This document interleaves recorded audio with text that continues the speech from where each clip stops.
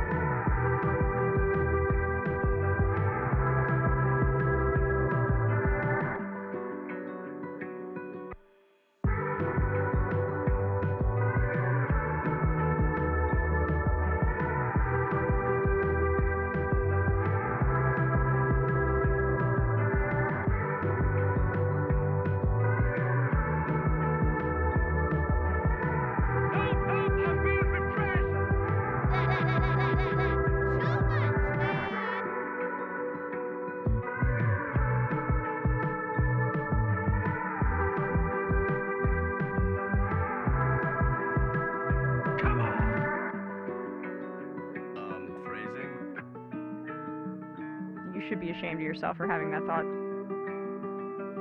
Do you know what we're here for?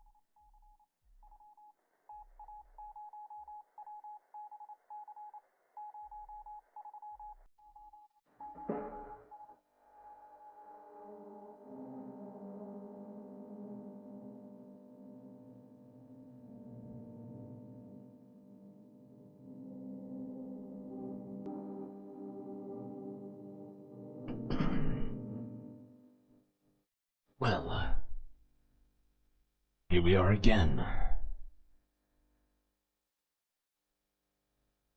somewhere between Earth, the infinite abyss, we meet, ready to face the unknown. Well, enough dawdling. We'll get right to it. Put on those seatbelts, space fams. Safety first when traveling through the void.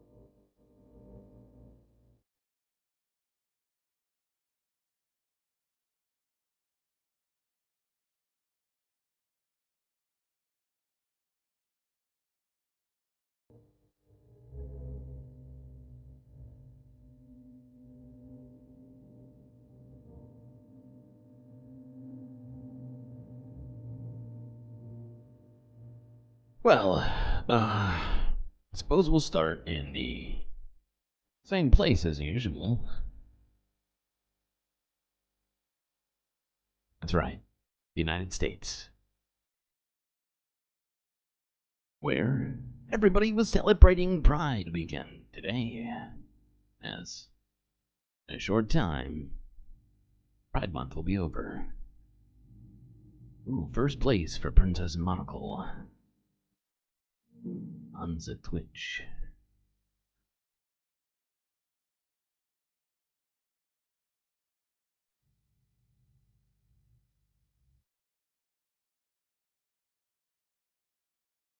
All right. I figured we would start our discussion of Pride Month with this story from PBS NewsHour from earlier today. How the Lavender Scare forced LGBTQ workers out of the federal government.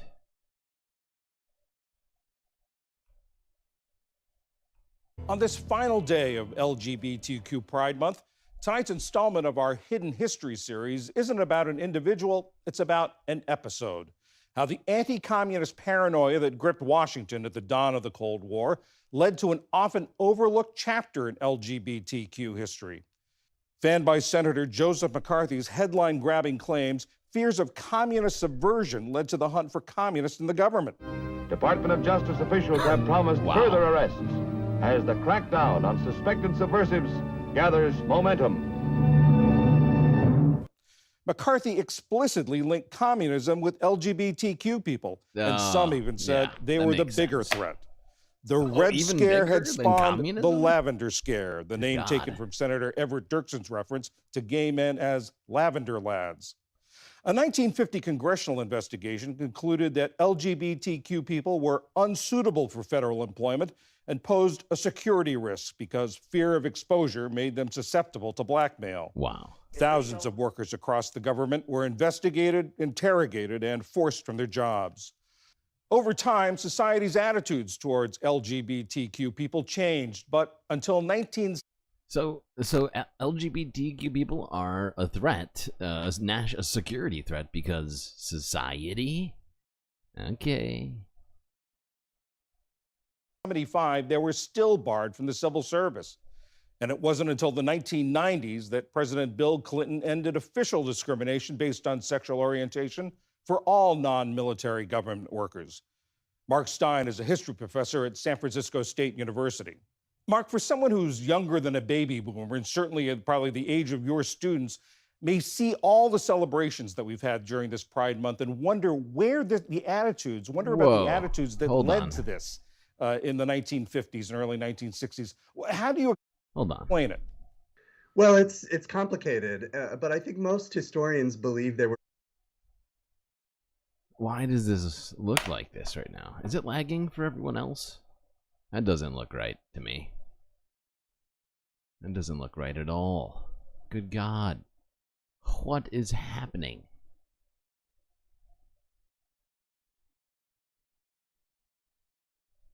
Hold on. Hold the phone. We have to check some shit.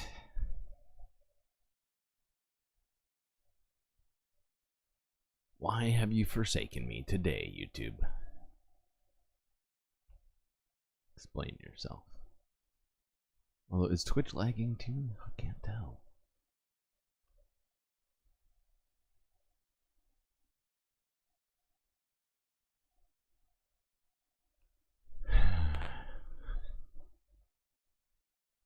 Ugh.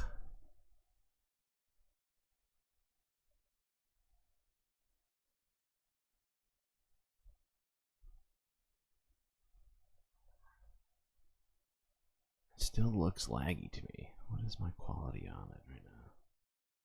Hold on.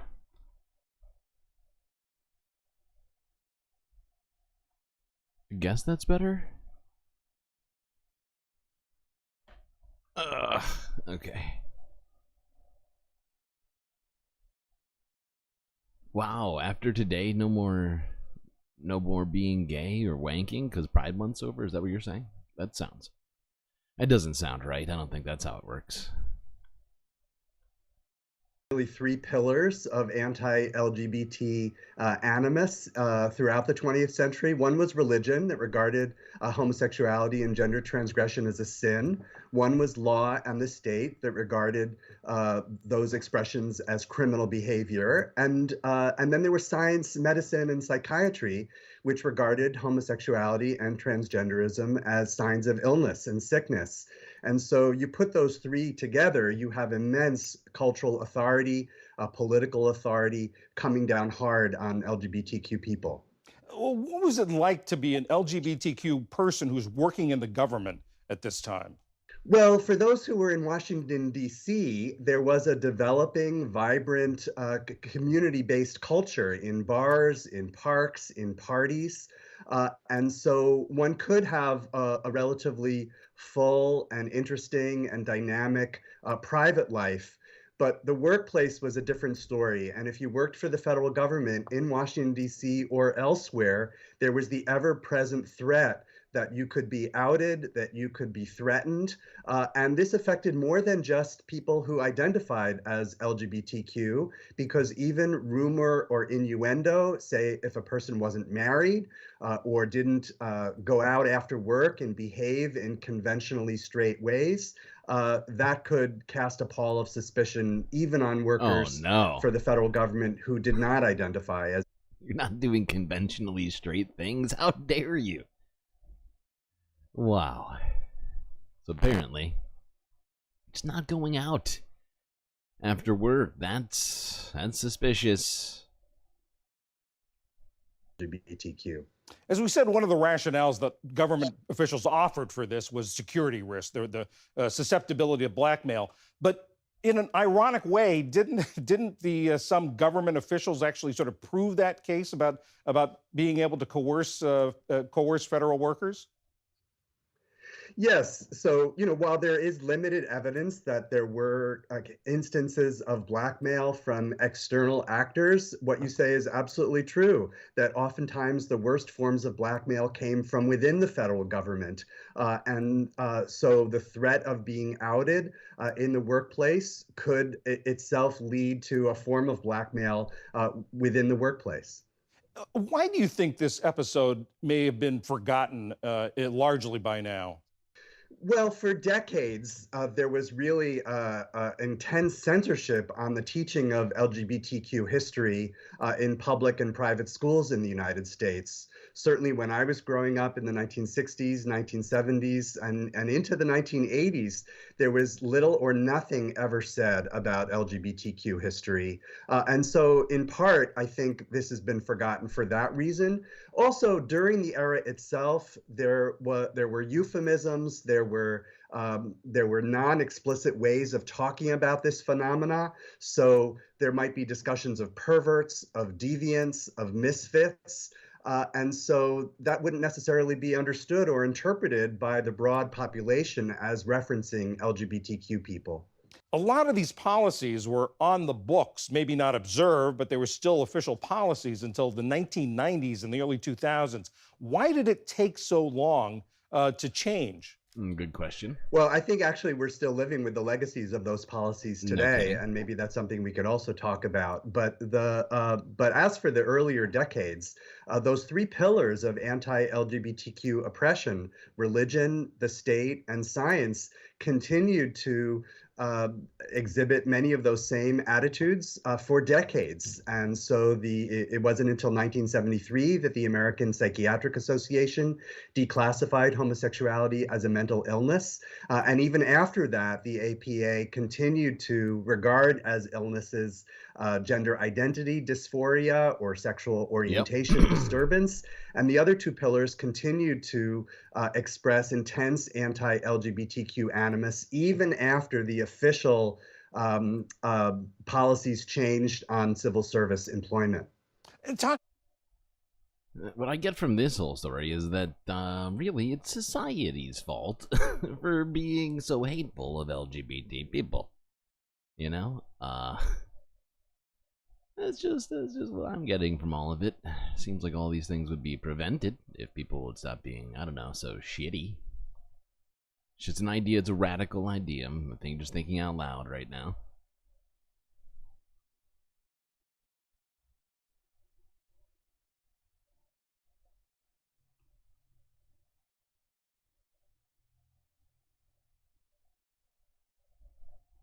Okay.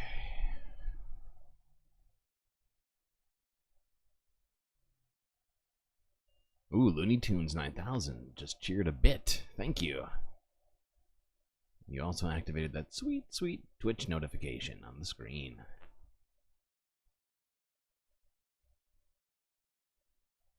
Oh, Megastar redeemed second. I didn't even see that. Good job, Megastar. Religion is poison. Yeah, that's pretty much true. It seems like that. In most cases, it's doing a lot of harm.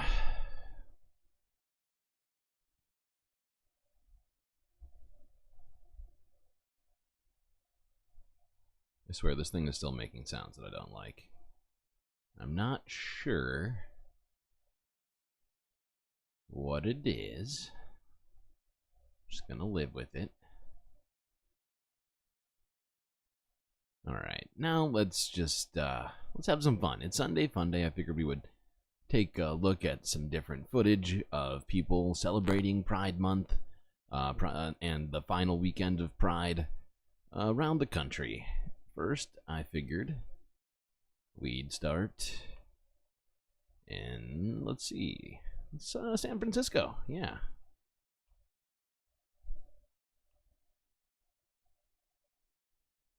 Wait, that's the wrong one. Go back. There we go. Can you have two emotional one of the support biggest Pride celebrations in the country? Do we have two? Do we have 20 likes already? It's only been 20 minutes. This is wild. Okay. One moment, please. Where's the dice? Where's the galactic dice for this situation? Is that a 16? And a wait. We already have Buddy Jesus on a Raptor for free. We can't have another Buddy Jesus on a Raptor. 9. 9, and what did I say? 9 and 16? 9 is Che Guevara. Oh god. You know what, Che, you're blocking Buddy. I'm gonna re-roll Che. I hope nobody's offended, but we can't be blocking Buddy Jesus on a Raptor with a pride flag on the last day of Pride. That's unacceptable. Unacceptable. George Carlin. Rod Serling. Rod Serling is... Everyone's blocking it. You know what? It's making me sad. That's making me sad. The problem is that Buddy Jesus on a Raptor is a freaking huge picture. So I had to make it small So, but if you put anything in front of it, it just totally blocks it out. Gare? You want Gary?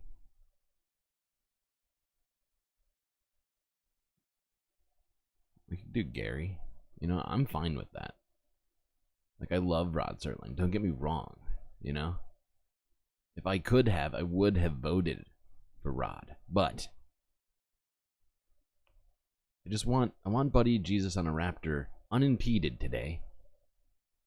Gary is always with us. Well, Gary is now officially, definitely with us. Oh God, lost everything just now. There we go. There's that. And that. Yeah. How's that? How's that? Is that everybody? Why is Bad Lefty screaming no right now? R.I.P. George Carlin? Did he die? I forgot about that. Makes me sad. Wait, who's back? Gary would not forsake us. That's not my understanding of Gary. Gary would not do such a thing. All right, now to look at San Francisco's Pride celebrations. One of the biggest Pride celebrations in the country is happening right now. We're, of course, talking about San Francisco Pride. It's still going today. Hundreds of thousands of people line Market Street for the annual Pride Parade. Then headed over to Civic Center Plaza for the festival that followed. From activism and awareness to a celebration of pride and acceptance, this annual celebration brings huge crowds to the city for this party. And tonight we have live team coverage. Our Emma Goss is tracking all the safety operations at Pride today. But first, we'll start with NBC Bay Area's Tom Jensen. And Tom, the party's still going on.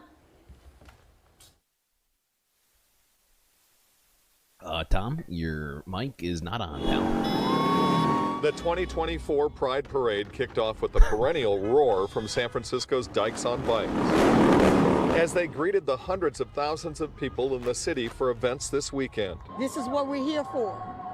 Diversity, coming together. It's really just such a beautiful thing. You know, this whole month and even this weekend, events going on all over the city. The whole city comes out to support us. We've been to other prides in other states. There's no other like this one. It's a full weekend of events with music and dancing, yes, but also a place to address the LGBTQ plus community's most pressing issues. We have people around the country in different states who are trying to criminalize queer people, trying to ban queer youth and especially trans kids. A venue that draws thousands of people from across the state every year to a city where they feel safe, proudly showing their true colors. That is quite the jacket. Gabriella Amaya, here with her mom this year, came 100 miles from home in Modesto. Oh my God. I'm so happy to be here for the first time. And I'm so proud because she's my daughter. It's amazing to receive the support from my mother. It's our first year. Proud and safe in a city that welcomes her and all people with open arms. Happy Pride! Okay. Oh, whoopsies. There we go. Oh, hey.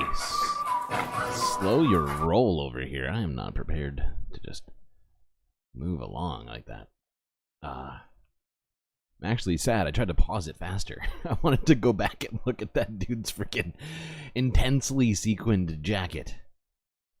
He looked like he was going to, I don't know, like go do show choir on a yacht or something. It was just a wild look, and I was like, what is happening? But I really wanted that jacket. So shiny. I think it would go well with my helmet.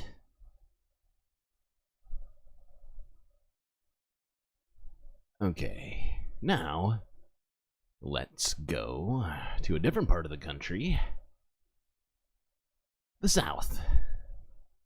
Pride Month line dancing is a lesson in inclusivity in Georgia. Let's see how people in Georgia are attempting to celebrate Pride.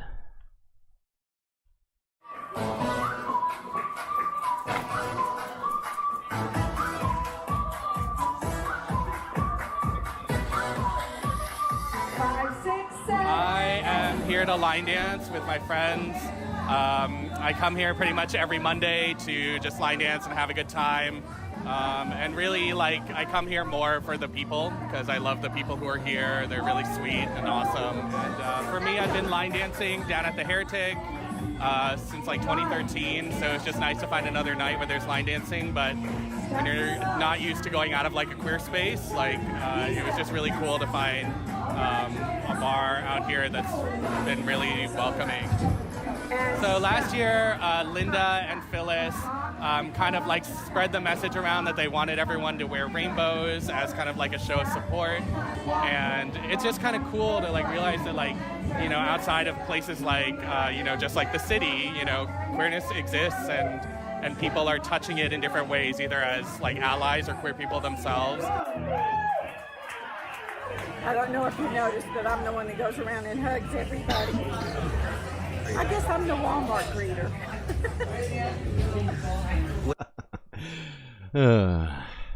Looks like people are trying to enjoy themselves here in Georgia, which is nice to see. It looks like... I don't think that's possible, Bad Luck. I don't think... Could that? No, I don't think that's attainable. No, I don't know if I can agree with that sentiment. The multicolored, no, can't. I don't think that can be topped. Line dancing is big in Georgia. I mean, it's, yeah. I mean, kinda. I want to say kinda. We have 30 likes. Oh my god, 30 likes. 9. Who is 9? It's Che Guevara again. We can't. No, Che, stop trying to come block out the sun right now, okay? Okay, pal? Can't have that. Sam Cedar behind Gary is hilarious. Okay, we're going with that. Sorry, I had to re-roll Che. It's not trying to suppress, you know, the revolution, but the revolution is suppressing my buddy Jesus on a raptor, and I won't have it. I won't have it.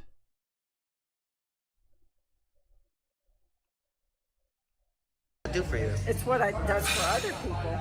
You never know who that hug is gonna make their day, calm them down, give them strength, make them feel loved.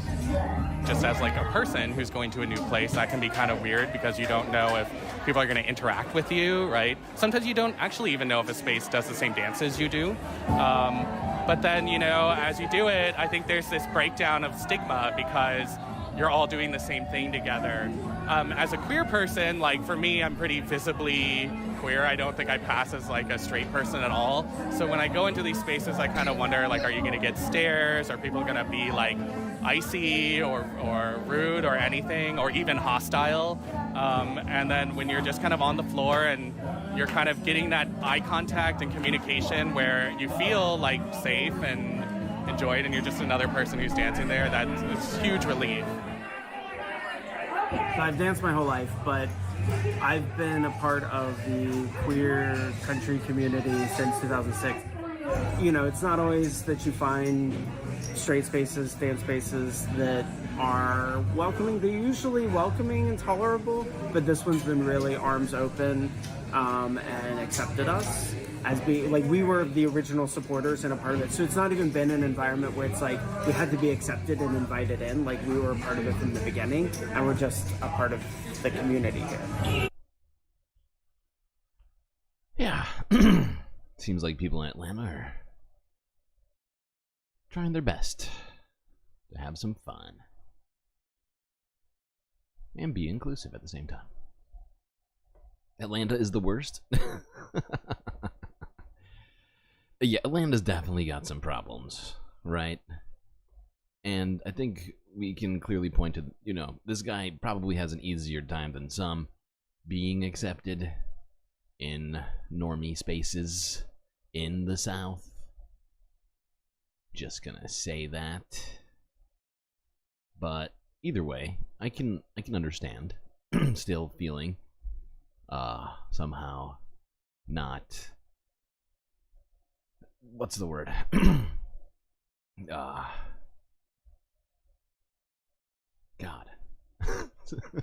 I'm already struggling with words today. This is bad. Tired. I'm tired today. I don't know what it is. Didn't get enough sleep. And then I napped, and that was the worst plan.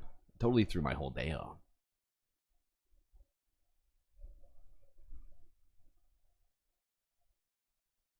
Okay, now let's go way north to a place called Canada, where thousands gathered for a Pride gathering in downtown Toronto.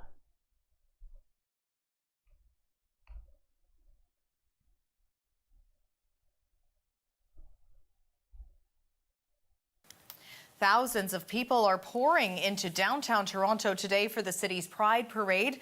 The CBC's Clara Pasica is there, and she joins us now.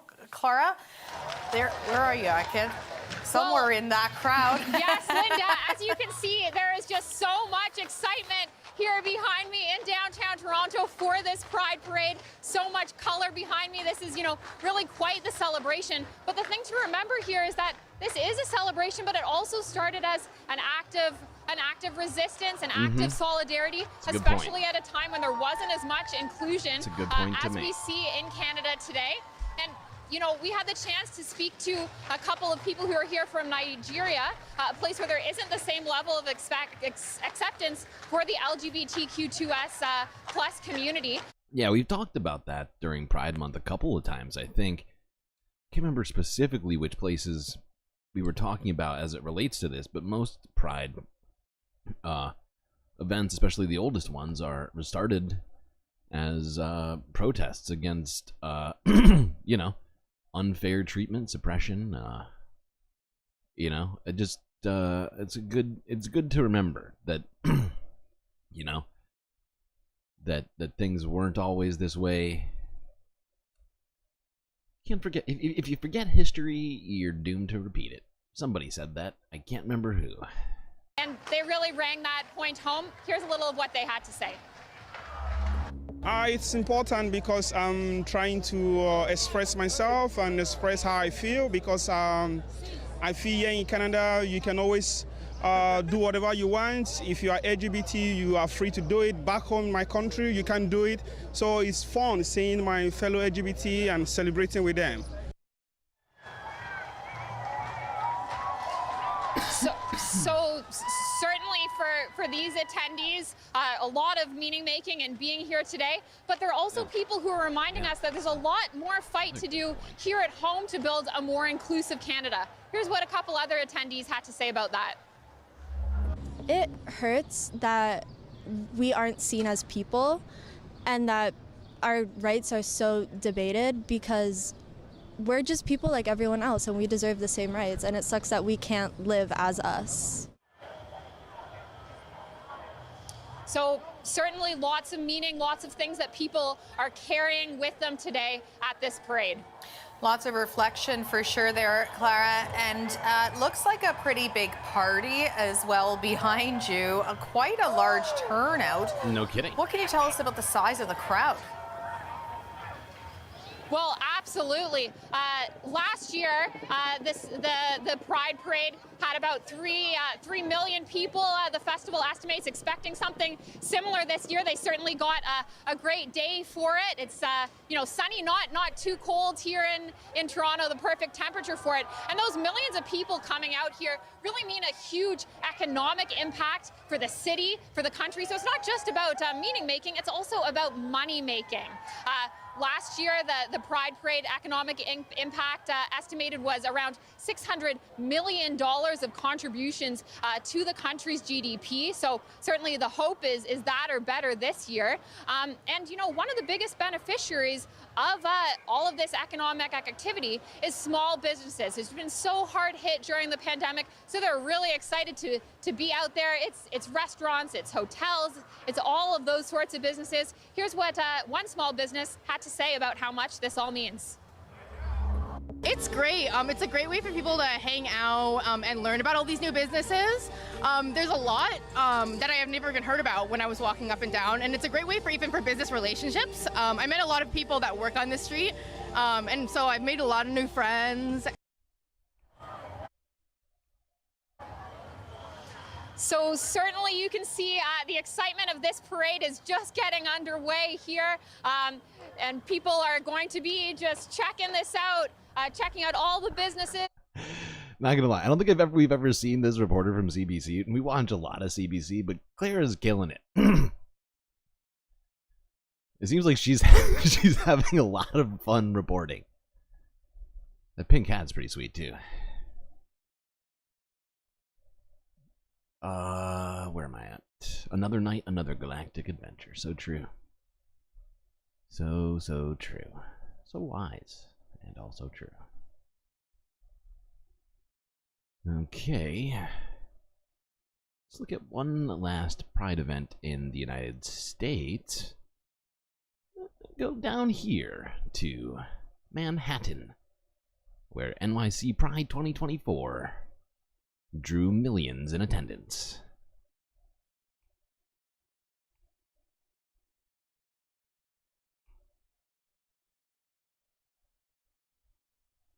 Thankfully, the rain held off for most of today's Pride March, but downpours and lightning forced organizers to cut short the celebration. Still, the weather did not put a damper on the day. Organizers say 2.5 million people came out to celebrate. Revelers sang and they danced and they showed solidarity with the LGBTQ community. Eyewitness News reporter Crystal Cranmore has more from the Flatiron District.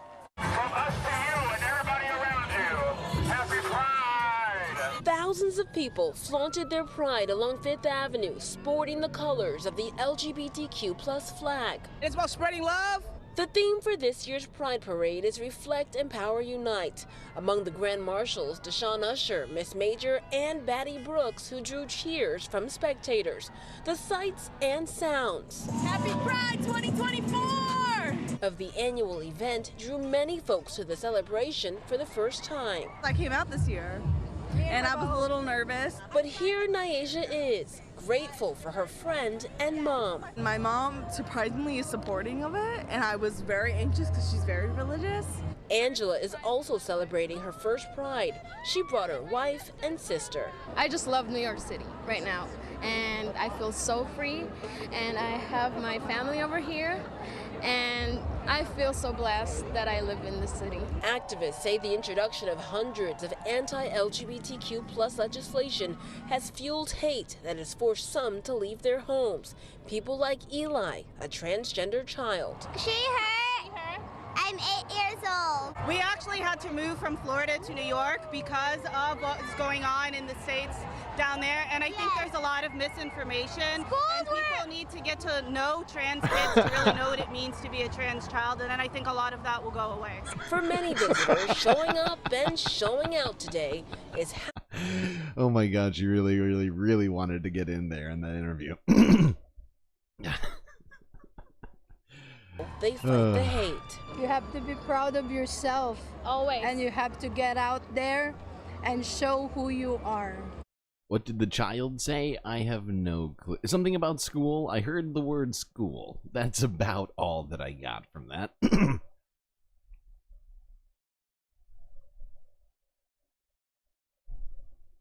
Either way, they all seem to be having a lot of fun in New York City.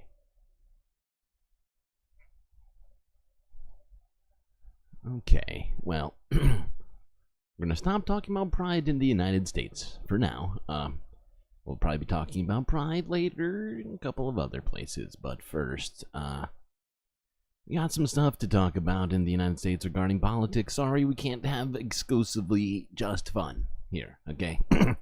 I know it's Sunday Funday, but we do in fact have to get through a few things, if you will.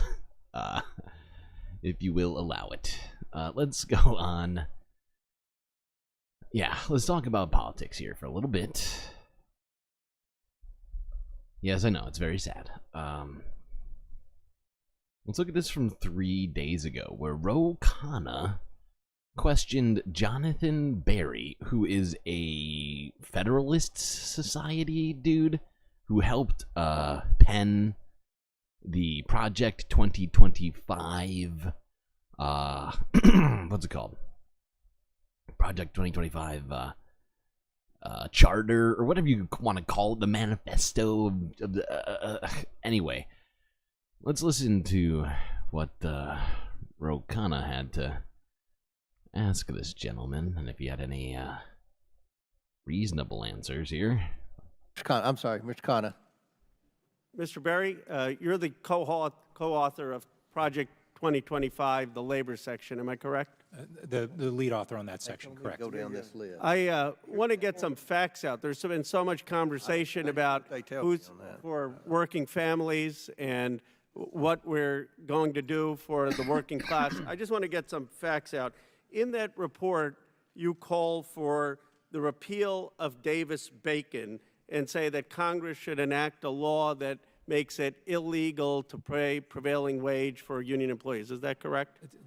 I appreciate the chance to correct the record. That is actually not correct. Oh. The draft, the chapter expresses no view. There is an alternative view, not attributable. So you don't think there should be a repeal of Davis-Bacon? The chapter does not take a position. Do you have a view of whether there should be a repeal? Honestly, I think it's complicated, and I don't. Okay. I don't do you? In the It's complicated. It's complicated.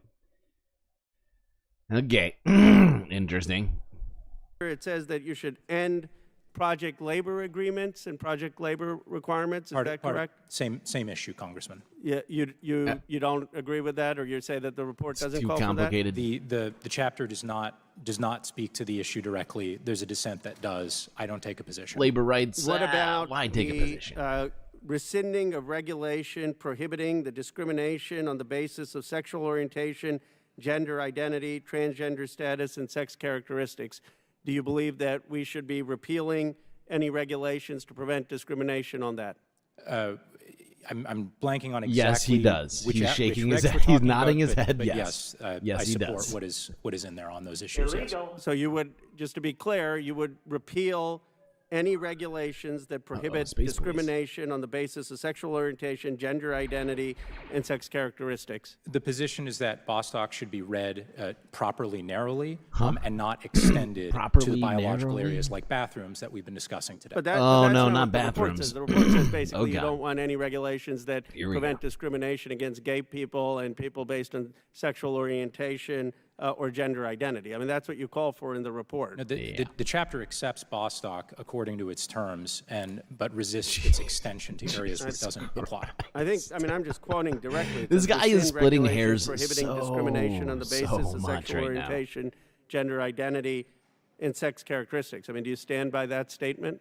I stand by what it says in the chapter, yes. So, what an asshole. I mean, that basically means this you guy don't is a believe piece that we of need to have shit. laws to protect people from discrimination. If someone is gay or someone is transgender, you think that there should not be. I love how he keeps trying to hide behind the charter or behind supposed fringe opinions of the 2025 project, or that it's complicated. But then when we get down to the actual nuts and bolts of it, he agrees that all of this civil rights and stuff, that's, come on, that's too much, man.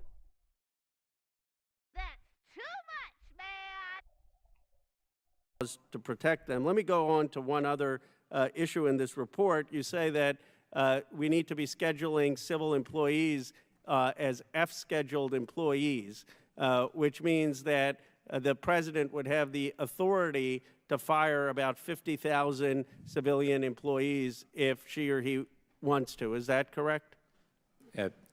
Someone else said responsibility. I do support that as a policy matter, that ultimately the president and people accountable to the president should be the ones setting our executive branch policy. So, I mean, under this scenario, if for example, if President Trump returns to office, he would be able to fire about 50,000 people who are currently civil servants and bring in people who are more consistent with his ideology, and you're recommending this as a policy, correct? Having more political accountability is a very good. That's not political accountability. That's a dictatorship. What is it? This guy is in the Federalist Society, which is supposed to be what a quasi-legal.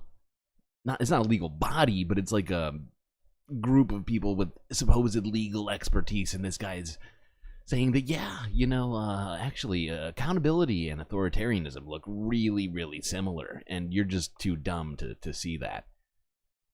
Okay. If you say so.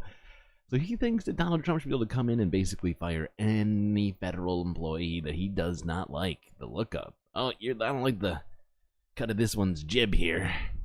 Get him out of there.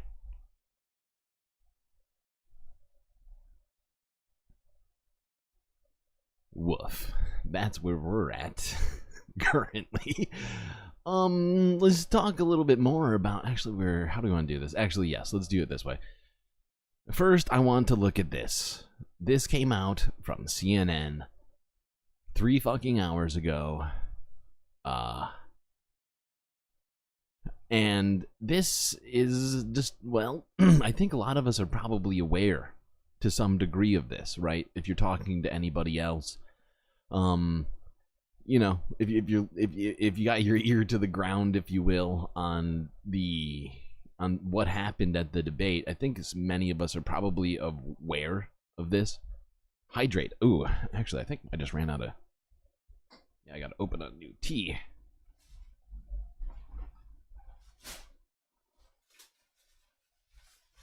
Yeah. Thank you for the hydration.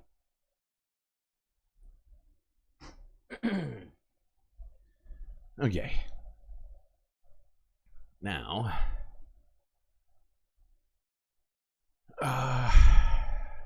let's look at this, because CNN is now reporting this new poll. I can't remember who this, YouGov, I think, is who did this poll. I can't remember for sure.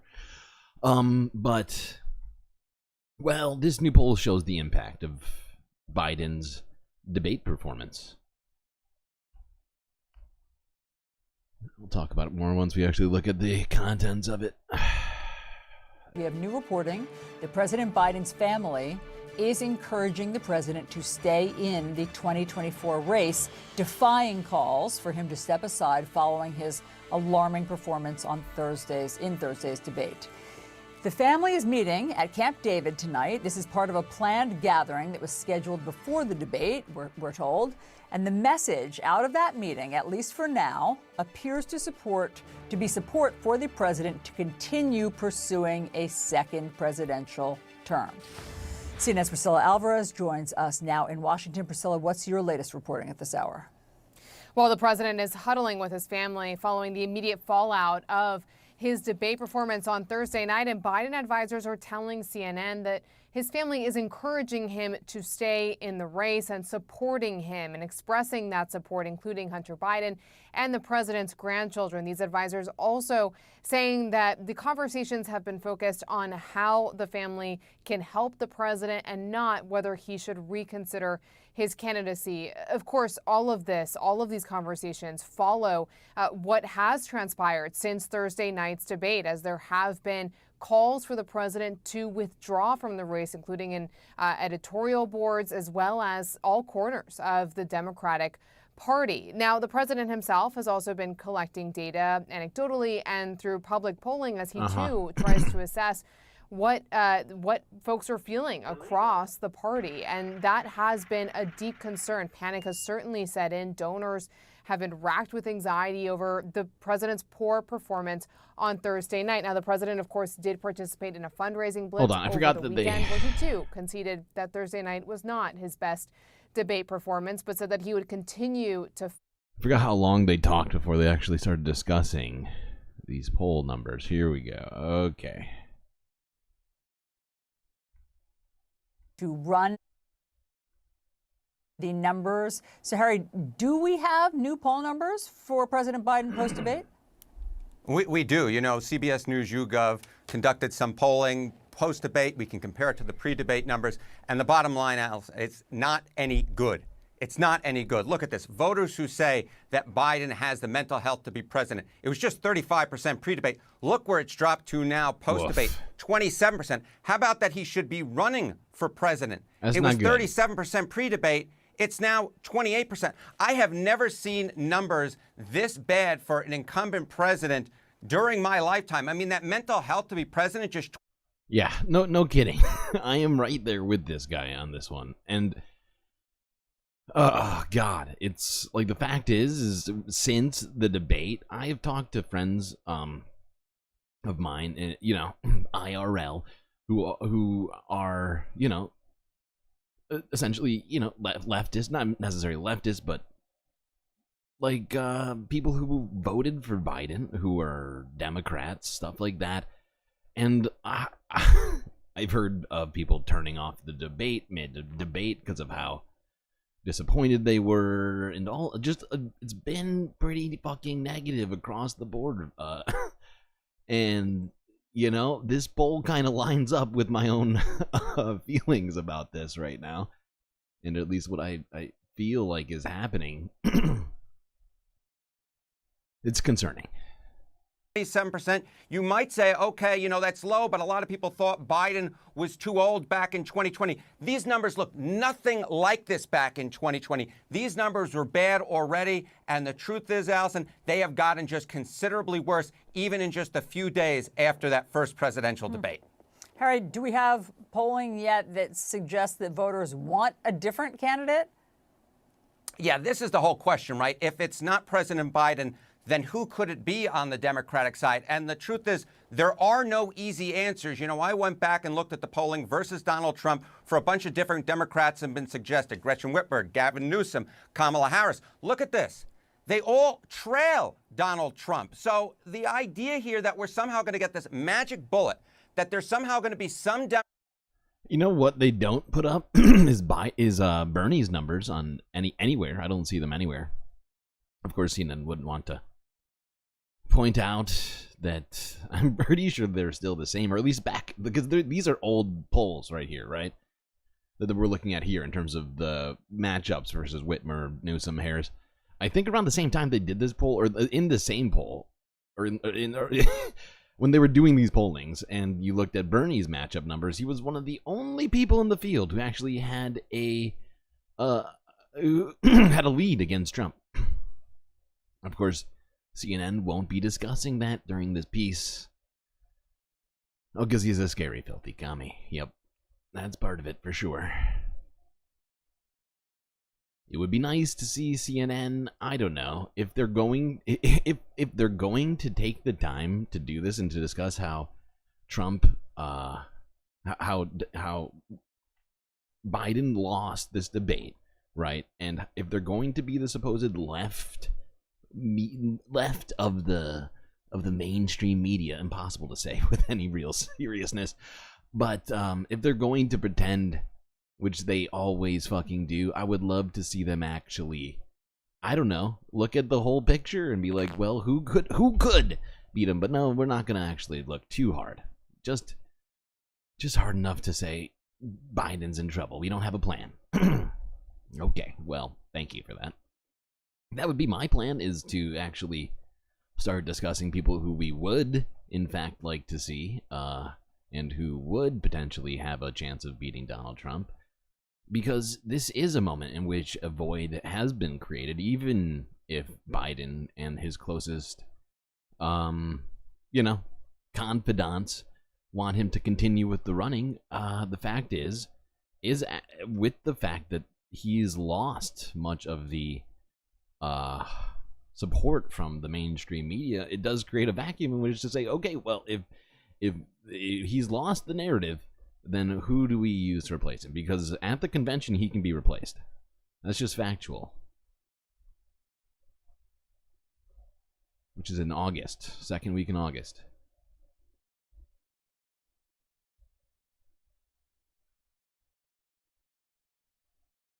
Okay, now we're done with CNN. Sorry for subjecting you to CNN for even as long as that, even though it was only a few minutes of it. Let's just look at this in case anybody here missed this. This is important for everybody, so I figured we should look at this again.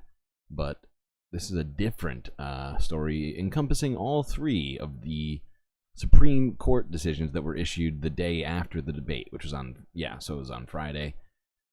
Supreme Court issued a quote-unquote trio of major decisions. This is from CBS News from yesterday.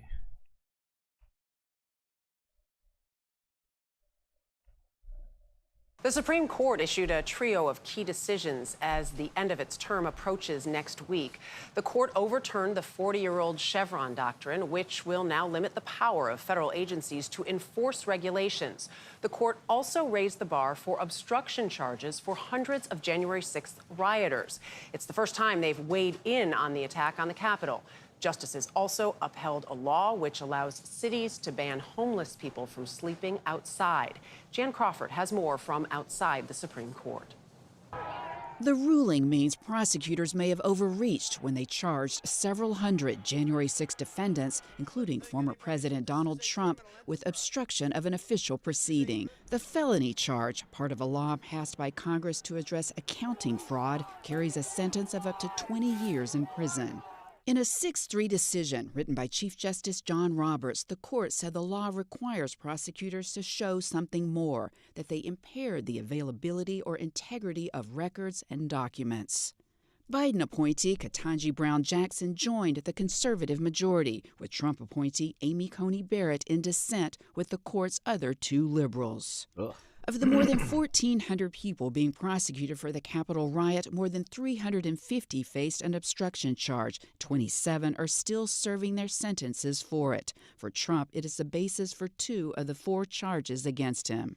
But the decision does not rule out obstruction prosecutions for those defendants who interfered with evidence. For example, certificates for state electors that Congress was counting. Look, today's decision is not a get-out-of-jail-free card for Donald Trump. The charges against Trump, I think, will have to be reevaluated, but that's not to say that the prosecution... Oh, my God. Why don't they have a high filter on this microphone? Oh my God, that just blasted my fucking ears. Jesus Christ. I'm sorry, Chad. I hope that didn't do the same thing to your ears that it just did to mine. I think I might be deaf now. Okay, I'm just kidding. But that really did hurt. Jesus Christ. Anyway. So yeah, the Supreme Court made 3 different decisions. 1, making it more difficult to prosecute January 6th insurrectionists by way of obstruction of official proceedings. Pushing it down to lower courts, forcing there to be more adjudication before they are even tried in federal court. Tinnitus for all, exactly. Exactly. Yeah. Then they decided to allow the grants pass case, not allow it, but to actually rule in favor of it, of the city, so that now all homeless people everywhere are illegal where they stand until, well, I guess, I don't know if it counts when they're awake, but I guess, like, if you're a homeless person that has any sort of tent or place to perhaps lay down for even a moment, that's illegal now. You're poor, that means you're a criminal. And yeah, that's coming down from the highest court in the land. So yeah, and then the third one, wait, what was the third one? It was bad too. Oh God, my brain just broke. The Chevron doctrine, that's right. The Chevron doctrine was completely struck down by the SCOTUS. And if you are not familiar with what the Chevron doctrine was, it made it so that judges, federal judges, things of that nature, should always defer when it comes to matters of science, technology, healthcare, things of that nature, to the experts, rather than to opine on these things without any actual, I don't know, education in these things. You know, they went to law school, I'll give them that, but did they go to, I don't know, did they go to school for biology or environmental science or any of these things? No, they didn't. But in fact, they are now going to pretend like they did and rule as such. So yeah, Supreme Court had a super busy Friday, all in one day. It's really shocking, honestly, just how much they decided to do in one day. It was weird timing, in my opinion, considering, and whatever. I don't know if it was meant to be some sort of a message or whatever else, but the fact that it happened directly after that horrible debate, it does feel like the conservative Supreme Court is trying to send some sort of a strange, fucked up message to the country. Although I guess they're doing that every week, kinda. Sending us the message that democracy was a bad idea, and that they're gonna fix that. You're a judge, you know every. Is that true, Stefan? Wow. Huh. Interesting. I had no idea we had a judge in chat. Okay, let's move on to talking about, well, the environment. First, though, I figured we would segue by talking about this. Critics calling out recycling fraud by the plastics industry. Illegal.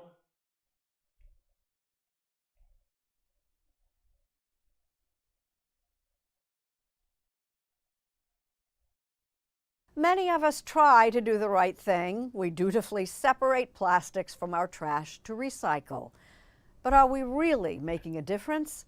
As Ben Tracy learned, the truth is complicated. So many people, they see the recyclable label and they put it in the recycle bin. Jan Dell is a former chemical engineer who has spent years telling an inconvenient truth. For those of us who are constantly putting our plastic into the blue recycling bin and assuming it's going to the recycling place, what do we not know? You're being lied to. The vast majority of plastics are not recycled. They're just not. About 48 million tons of plastic waste is generated in the U.S. each year. Only 5 to 6% of it is actually recycled. The rest ends up in landfills or is burned. All these plastic pouches that you get in e-commerce. Dell founded a nonprofit to fight plastic pollution. Inside her garage in Southern California. Here's a good rule to live by as it comes to identifying what is recyclable and what is not. If you can put your finger through it with some amount of ease, or even less than some amount of ease, if you can get your finger through that plastic one way or another, that's probably not recyclable. California are all sorts of plastic with those little arrows on it that make us think they can be recycled. It means you're being fooled. Those so-called chasing arrows started showing up on plastic products in 1988, part of a push to convince the public that plastic waste wasn't a problem because it can be recycled. They didn't really need it to work, right? They needed people to believe that it was working. Davis Allen is an investigative researcher with the Center for Climate Integrity. In a new report called The Fraud of Plastic Recycling, it accuses the plastics industry of a decades-long campaign to mislead the public about the viability of plastic recycling, despite knowing the technical and economic limitations that make plastics unrecyclable at a large. So they intentionally misled the public about the viability of plastic recycling in order to make money. Huh. Weird. Even though they knew that it couldn't be done. Sounds illegal. Scale. They couldn't ever lie about the existence of plastic waste, but they created a lie about how we could solve it, and that was recycling. So if plastic recycling is technically difficult, if it doesn't make a whole lot of economic sense, why has the plastics industry pushed it? The plastics industry understands that selling recycling sells plastic, and they'll say pretty much whatever they need to say to continue doing that. Yeah, because not only are they using the playbook of big oil, they are big oil. You know, I mean, they're one and the same. That's how they make money. Plastic is made from oil and gas and comes in thousands of varieties, most of which cannot be recycled together. The possibilities of plastics. But in the 1980s, when some municipalities moved to ban plastic products, the industry began promoting the idea of recycling as a solution. What we see in here is a widespread knowledge that plastics recycling was not working. Alan showed us documents and meeting notes they How does obtained this from happen? public archives and from a former staff member of the American Plastics Council. At a trade conference in Florida in 1989, an industry leader told attendees, recycling cannot go on indefinitely and does not solve the solid waste problem. If that's not, what's it called? Guilty knowledge, I do not know what is. And that's actually not the right term. I'm trying to remember what the legal terminology is for it. But it's just, you know, these documents just seem to be completely condemning of their conduct over the last, 5 decades. And it seems like there should be a bunch of prosecutions that should have already happened over this, but somehow we're in 2024 talking about it like somehow you know, like there's nothing we can do, or like we figured it out, but what are we gonna do about it? It's like, well, we gotta do something fucking real about this shit.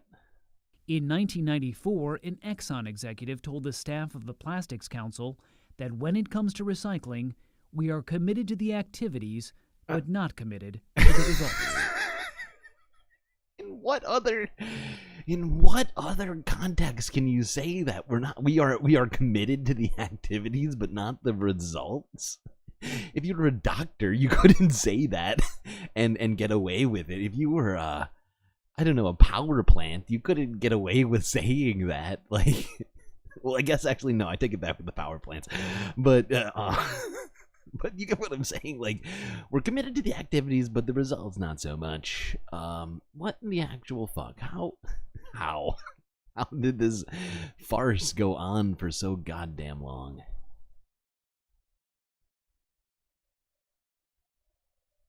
Now, to continue talking about farces, let's look at this from Global News in Canada from a day ago. Canada's new greenwashing ban faces challenges from the industry and provincial leaders. Oh no. Oh no. Okay, let's see. If you have questions about where Canada's oil sands industry stands on climate change, you're not alone. It's time to clear the air. You may have seen this ad. Oh, that's a good one. That's fun. That's good. I like that. I like that. Tar sands extractors are all about the environment. You people don't get it. We just don't get it. That's what it is. The most polluting of all of the oil-based extraction processes. Yeah, these people are they're all about having a healthy environment. I can't say it with any seriousness. A group of Canada's largest oil companies, Oh, the Pathways God. Alliance, promoting its plan to get oil sands production to net zero emissions by 2050. You'll now find only a disclaimer on. Oh, that's funny. That's funny and also fun. Because it's like a fun thought experiment. Like, how would we make tar sands net zero by 2050? Huh, weird. The only way I can think of is by completely ending the practice. I don't know. I'm not a scientist. Not an oil scientist. Group's website. With uncertainty, we have removed content from our website, social media, and other public communication. It's important that we have markets where there's proper information, and I think that's what this bill is trying to achieve, trying to make sure that whenever a company is communicating about what it's doing well in terms of environmental performance, it's backed by evidence. Earlier this month, Ottawa what? passed a bill that took many in Evidence? the energy industry. That's wild. It's almost like we should have similar things in the United States, like with the plastics industry. You know, who keep asserting that recycling definitely working, and definitely gonna work. Meanwhile, in the background, telling us that it's definitely not gonna work. And yeah, this seems very sensible. You shouldn't be able to claim you're saving the earth while actively destroying it. by surprise, amending the Federal Competition Act to require that companies that make environmental benefit claims back up their claims with evidence or face steep fines. Certainly with this, there's going to be some companies that didn't have... It shouldn't be fines, okay? It should be jail. I'm sick of hearing about fines for multi-billion-dollar companies that shrug them off and continue doing business as usual. It's time for actual consequences for destroying the planet for everybody else. Restrictions on what they were saying before, and we're, maybe trying to do their best for the environment, but we're making some fairly large claims. While many environmental advocates have come out in support of the changes, groups representing business and energy industry interests were quick to voice their concerns. Kevin Krausert is the CEO of a Calgary-based clean tech startup accelerator. We've just thrown a pretty large wet blanket on the ability of clean technology startups and innovators in our country to be able to advance their technologies so that we can meet our Well, you should have evidence. That doesn't seem like it should be a problem. If you don't have evidence, then don't make claims like that. Okay, don't make claims that affect the entire fucking world. If you don't have any evidence to back it up. It's wild that this guy wants to complain about having to have evidence for new technology working if he's going to be marketing that technology actively to the public. Yeah, if you're gonna make technological claims, we'd really like some evidence for it. Thank you. Good God. I'll bet he's like literally trying to make tar sands carbon neutral. That's probably what his job is. It's my guess. That's why he's frustrated, because he has to work with evidence, and that's not going to work out when it comes to that situation. Okay, let's move along. What are we talking about? Ah, yes, the environment.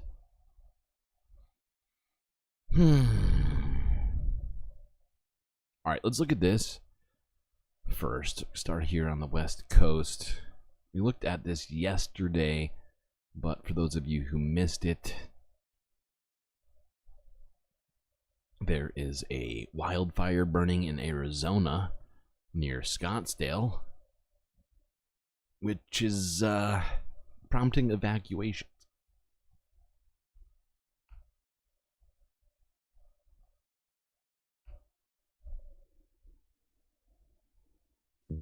Homes were evacuated Thursday night as a large bushfire spread to 3,200 acres in Arizona near the Boulder Heights community. Eyewitness video shot in Maricopa County shows firefighting aircrafts and large plumes of smoke. The so-called Boulder View fire was fueled by high winds and dry conditions, and authorities believe it may have been caused by people. On Friday, fire officials said it was 0% contained. Drone video shot in Maricopa County, Arizona showed burnt fields and smoke still rising from hotspots after a wildfire prompted evacuations.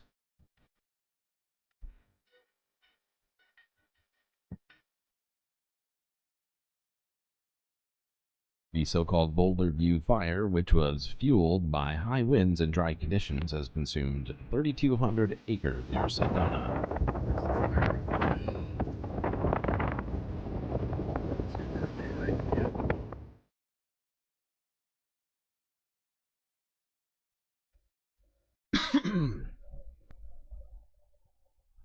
You don't say. Caused by people. Well, the majority of fires are started by some sort of human activity, right?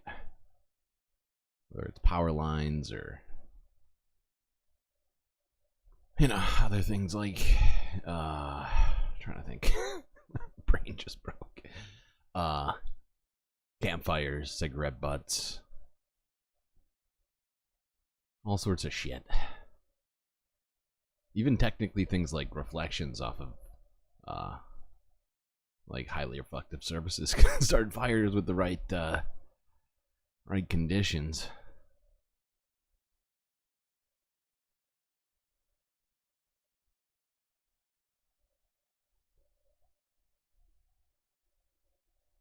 Gender reveal parties. Those are also very as it turns out, dangerous to the environment.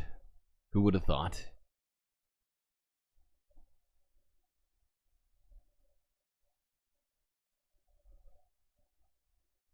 Alright, now let's go to the Midwest. Got a couple stories to talk about the middle of the country here.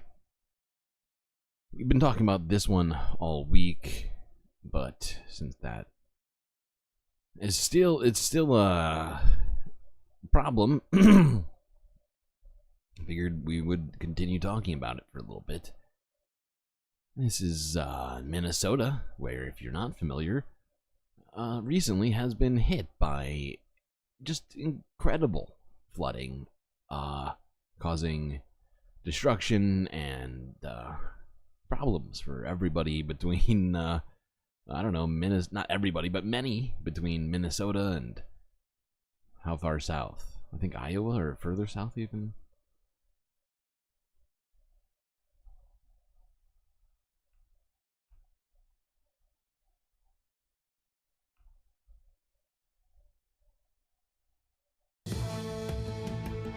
This is the Mississippi River in St. Paul, Minnesota. Tonight, it is expected to crest at over 20 feet. It would be the seventh worst flooding of the Mississippi on record. For a second, like, that picture, like, it looked fine. Then I started assessing what I'm looking at. I'm like, wait a second. I don't think this building is supposed to be in the middle of a lake. For a second, I thought it was a parking lot. At over 20 feet. It would be the seventh worst flooding of the Mississippi on record. Minnesota has experienced flooding for days, prompting President Biden last night to declare a major disaster for people in the town of Waterville. The damage and the costs are adding up quickly. CBS's Tom Hansen reports. Despite its name, the town of Waterville, Minnesota has never seen anything like this. Did you ever think that this would happen?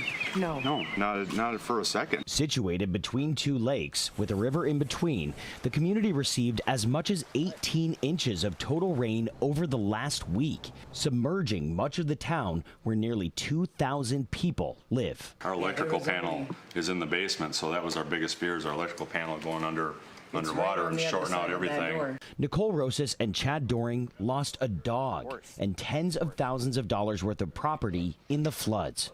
There was no requirement to purchase flood insurance when they bought their house 6 years ago, so they decided against it. We could have gotten it, but there was no all for it, you know, like there was no.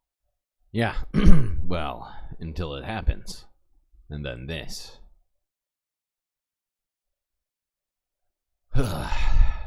Okay, I'm just gonna go straight to this next one. This is from 6 hours ago.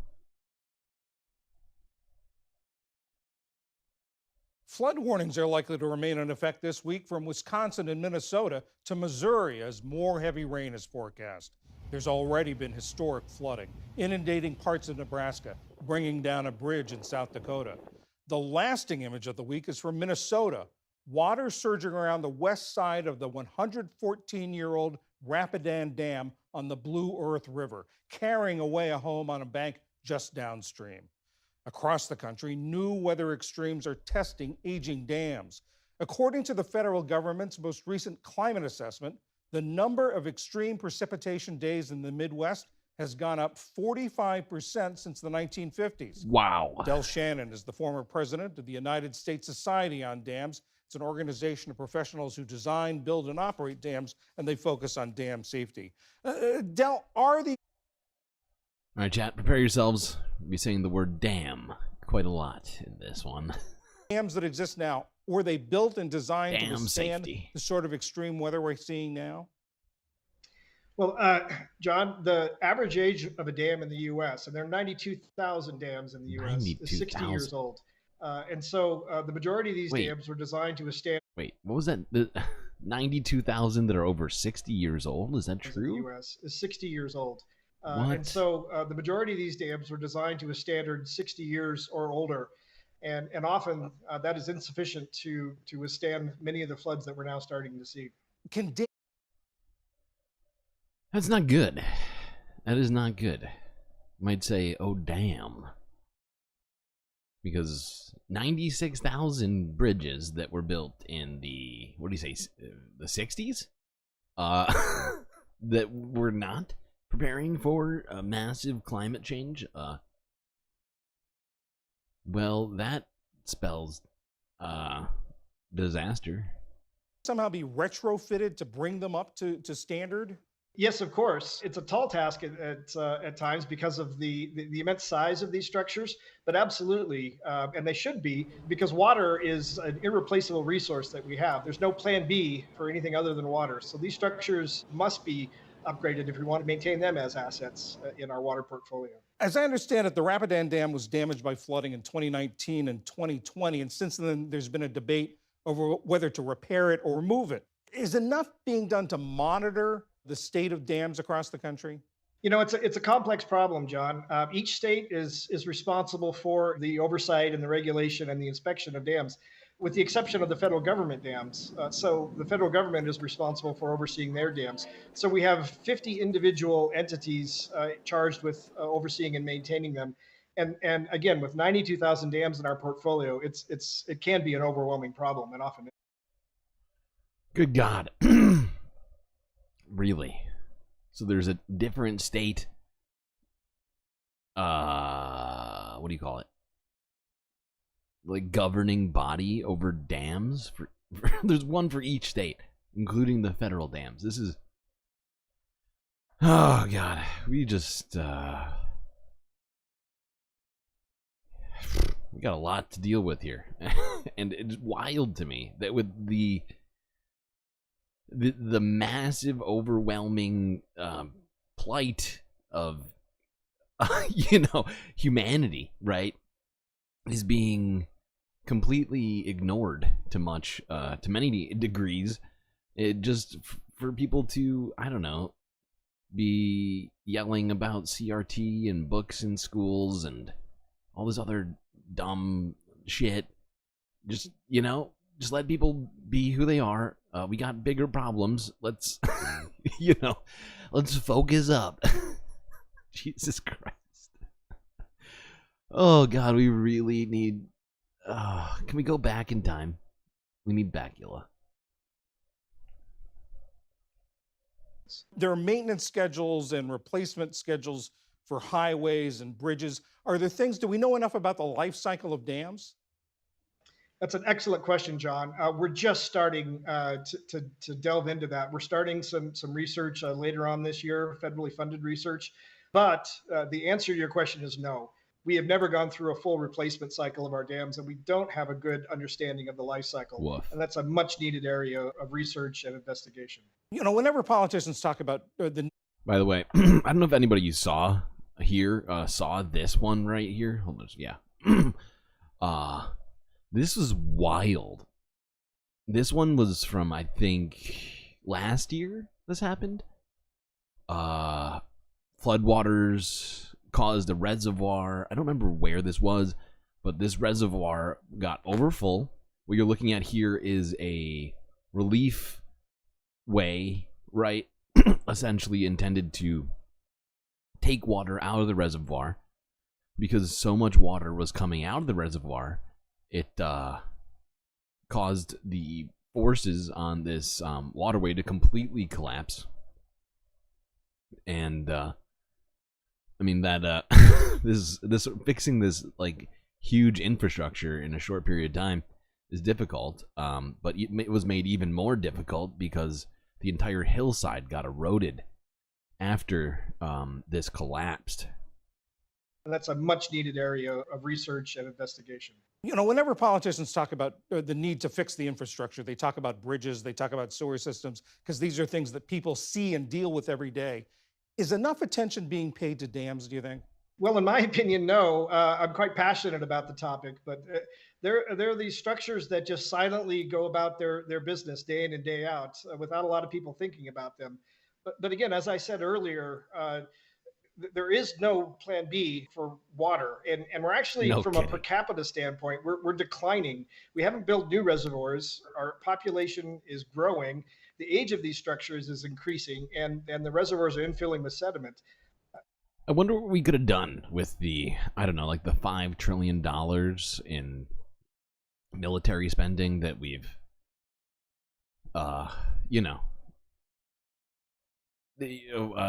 used for just having American bases and hegemony across the world. I wonder how much infrastructure we could have fixed with all that money. I mean, $5 trillion, I think, is probably about how much we spent in the last, 7, 8 years? I might be overestimating the amount of time it took. But, we have been misappropriating tax dollars to do the worst possible things, completely ignoring all the most important stuff internally in the country. And now that the effects of climate change are becoming more and more readily apparent and more destructive, we're looking at a situation in which we are going to have to try and fix these things in the midst of all of the problems, rather than having got ourselves prepared ahead of time like some other countries were doing. No, no, it's going to be, by the way, it's much harder to build stuff when you got, a bunch of environmental catastrophes happening left and right. Just gonna point that out. It's probably obvious.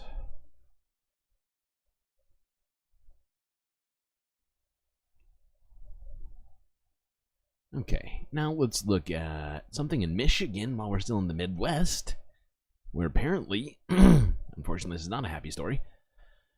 Well, it's not the worst story, but it's not good either. Michigan Department of Agriculture is confirming the state's second ever sighting of spotted lanternflies.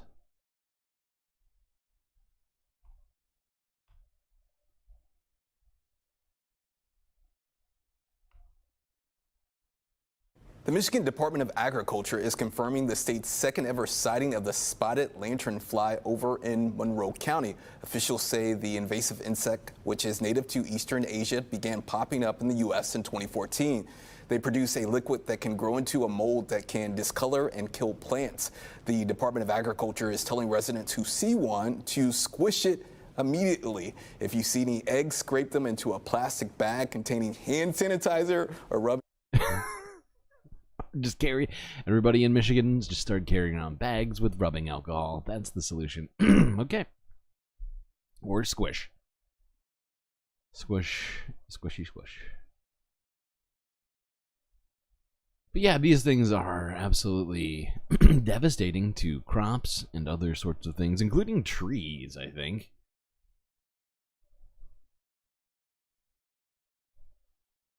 Well, I can't remember where I heard, but I heard there was some sort of thing somebody had come up with to help deal with them, but I genuinely do not remember. What, eggs? The eggs that they lay. I think they lay them all over trees, if I'm not mistaken. And plants. They're gross. They look like alien eggs. No, officer, that bottle's for killing flies. That's funny. That's funny. Okay.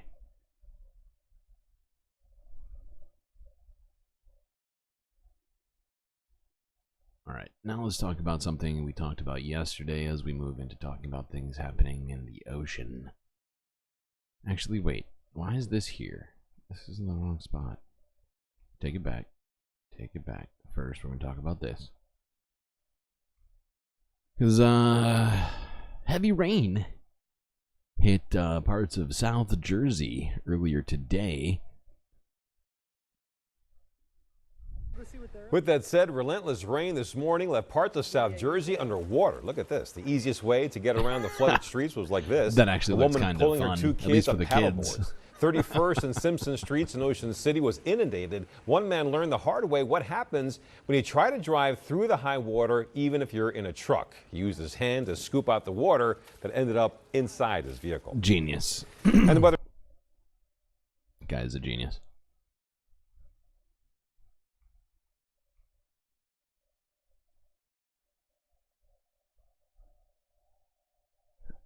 And apparently that storm is going to be going to Philadelphia, so if you're in Philadelphia, Brace yourself. Those waters are coming your way.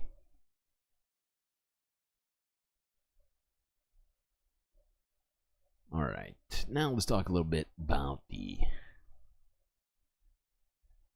situation affecting Florida fish. Scientists are racing to find answers about deaths and illnesses affecting them.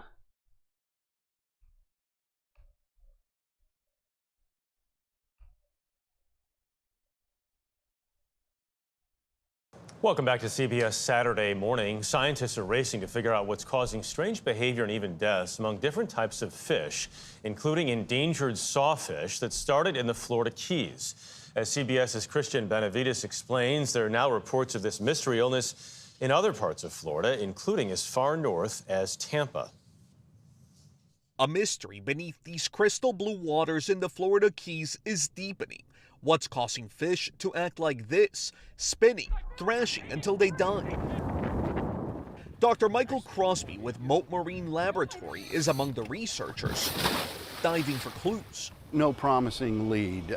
If anything, the mystery just continues to expand because the report range of this abnormal behavior in fish species is spreading.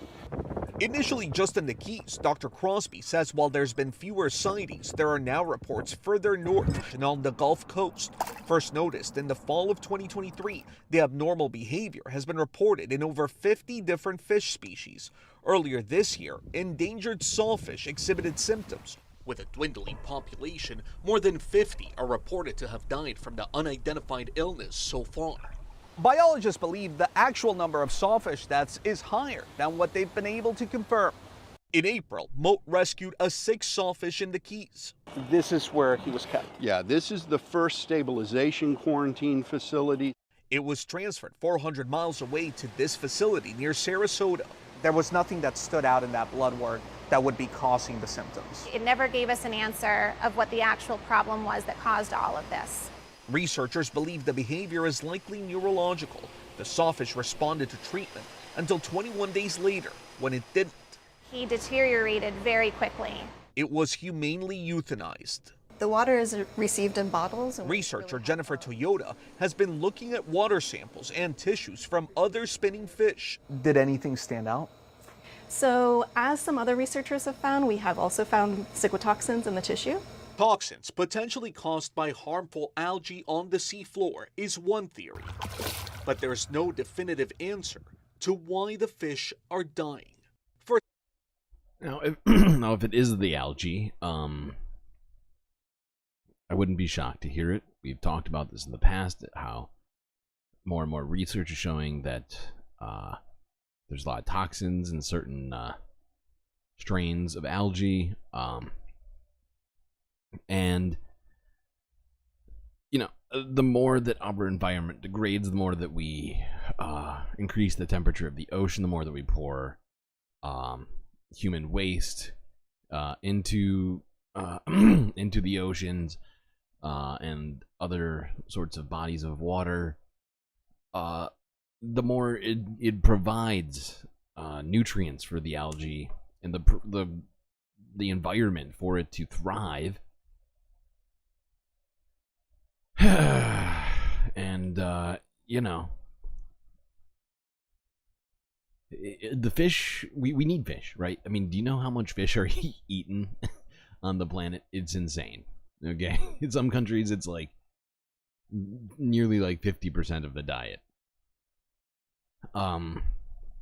Not just for that one reason, but I mean, you know, we really do need to start considering more and more what we're doing and changing the things that are fucking shit up. I really wish really wish that we started thinking about these things and actually doing the right things, those smart things earlier. I feel like a lot of this stuff was slowly being talked about a long time ago, but unfortunately our legislation always seems to lag behind it, and then businesses fight, you know, tooth and nail until they're forced to do things, and it's just this, we just got a terrible fucking system set up. So frustrating. Okay. Well, let's talk about this. It is hurricane season after all. And, well, the first hurricane of the season has started. Although, wait, doesn't it start with A? Maybe it's actually the second hurricane. Oh, you know, I think they named a tropical storm. That's what it was. They named a tropical storm. So it's technically the second storm, if you will, of hurricane season. Now, we actually mentioned this on a previous stream that this hurricane had formed in the Atlantic and was heading in the direction of the Gulf of Mexico. It has now intensified to the Atlantic's earliest ever Category 4 hurricane.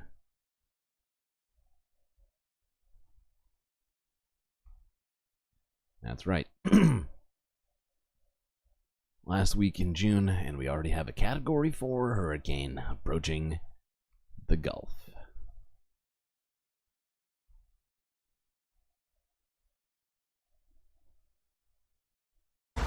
Back here on Fox Weather with a special update from the National Hurricane Center just a few moments ago. Hurricane Beryl is now a major Category 4 hurricane, and it is expected to impact the Windward Islands within the next 24 hours. St. Lucia under a hurricane warning, and preparations, if not need to have been done already, are in the final hours of being finished up. Meanwhile, we have a couple other areas to watch in the tropics as well. So I want to give you kind of a brief update to how everything is coming together. Beryl, of course, is taking the headlines here, but each of these storms are sitting in very warm waters, and this is what we know is going to be the upper threshold for such an active season, and also the culprit for potentially keeping each of these storms and the capability of these storms much stronger. So Beryl, we're seeing that now with just an incredible rate of rapid intensification in the last 24 hours. This time yesterday.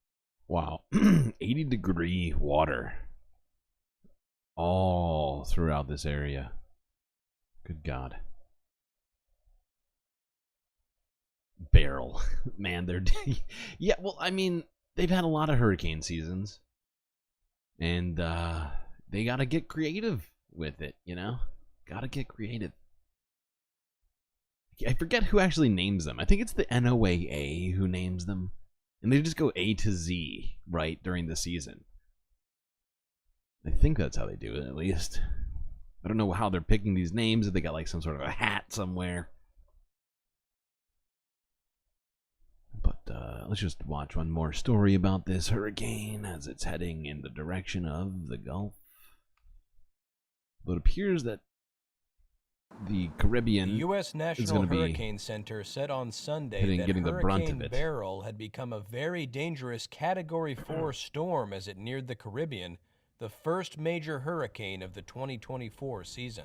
New projection maps showed the hurricane barreling toward Barbados with maximum sustained winds of 130 miles per hour. Good God. The forecaster said Beryl is expected to hit the Windward Islands late Sunday night, bringing life-threatening winds and storm surge that could raise water levels up to 9 feet above normal. Jesus. Hurricane warnings have been issued in Barbados, St. Lucia, St. Vincent, as well as the Grenadine Islands, Grenada, and Tobago.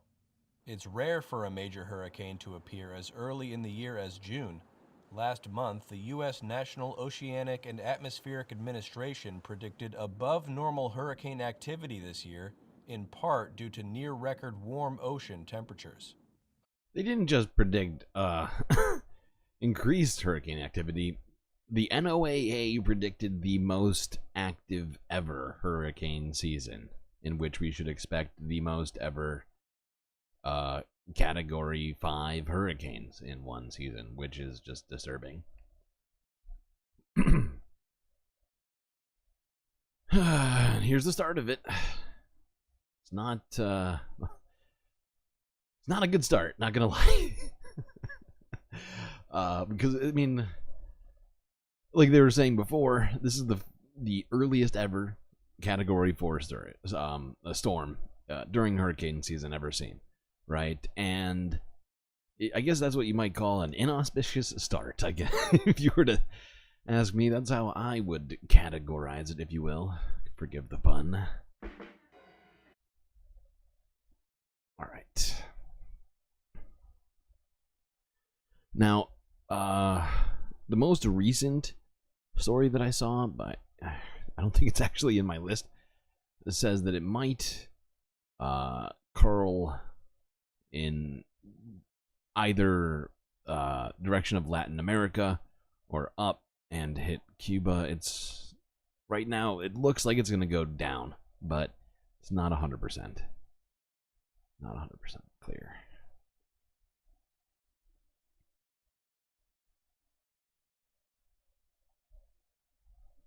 Ow. Oh, that's better.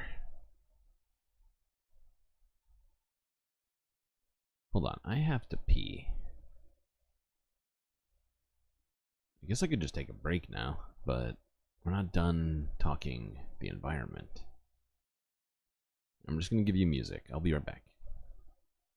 What do I even have set up right now?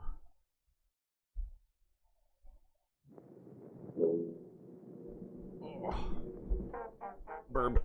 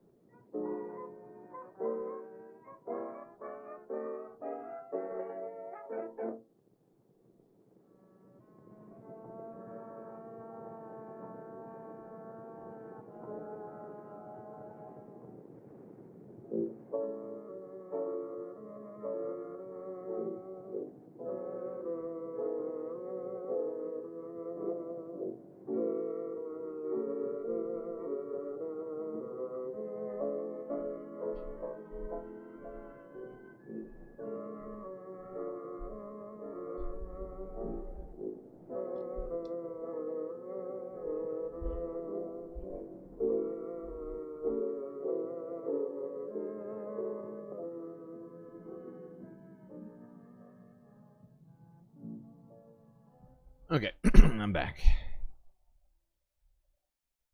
Alright. Where are we moving on to now? Okay, we'll look at one more story in America, unrelated to any sort of weather events. This is in New York City, I think. Yeah. Where climate protesters marched on the Citibank headquarters to demand that they divest from oil and gas investments.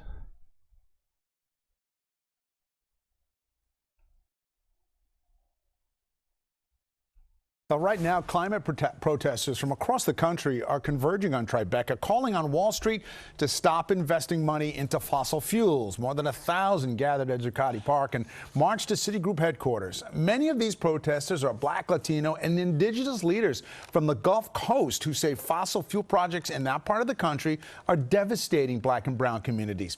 Eyewitness News reporter Crystal Cranmore live at Tribeca with more. Crystal. Well, protesters have set their eyes on Citibank, and they just arrived here to the bank's global headquarters here in Tribeca just a short while ago. You can see hundreds of people here, many of them making the trip from southern communities they say have been negatively impacted by fossil fuel projects funded by Wall Street. So far, Dave, it's been peaceful. Organizers have said their goal is not to be violent, but they do have a group of people blocking entrances into the building. And to my left, there is a sizable police presence ready for anything. Citigroup security team has also been here protecting its staff. Blocking a building entrance is not violence, and the way that she put that made it sound like like she thinks it is, and no, that's not how that works. In and out of the building.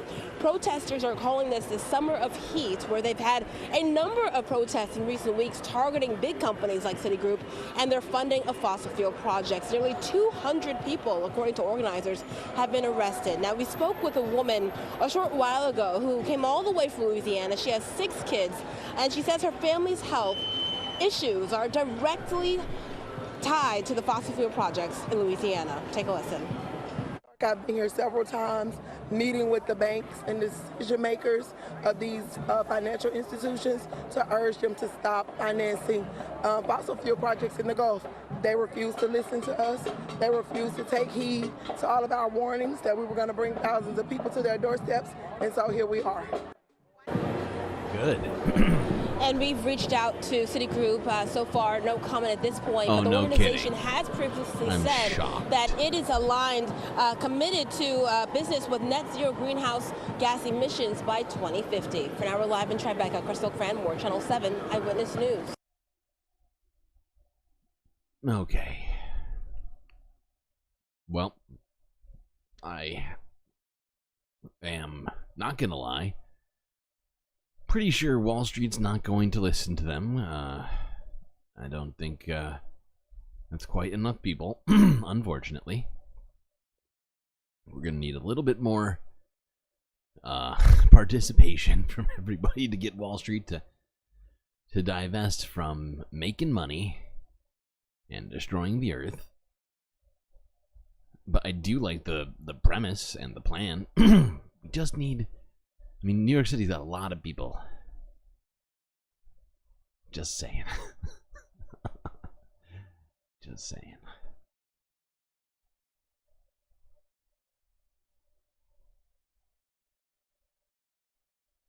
Okay, now, let's look at this. Like, do I want it to work? Yeah, of course. Of course I do. But let's be real. Wall Street is in it for one thing. It's not public sentiment.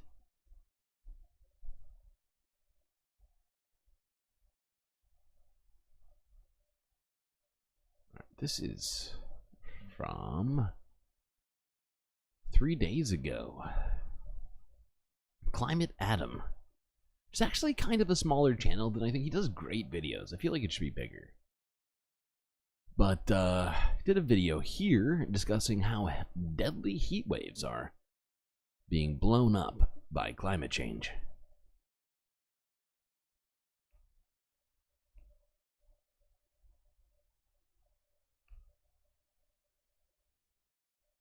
Heat waves are hitting us like never before. Summer is barely here in the Northern Hemisphere, and we're already seeing people across the globe suffering under extreme heat. And now research is making clear just how deadly these disasters can be. So how is climate change turbocharging heat waves?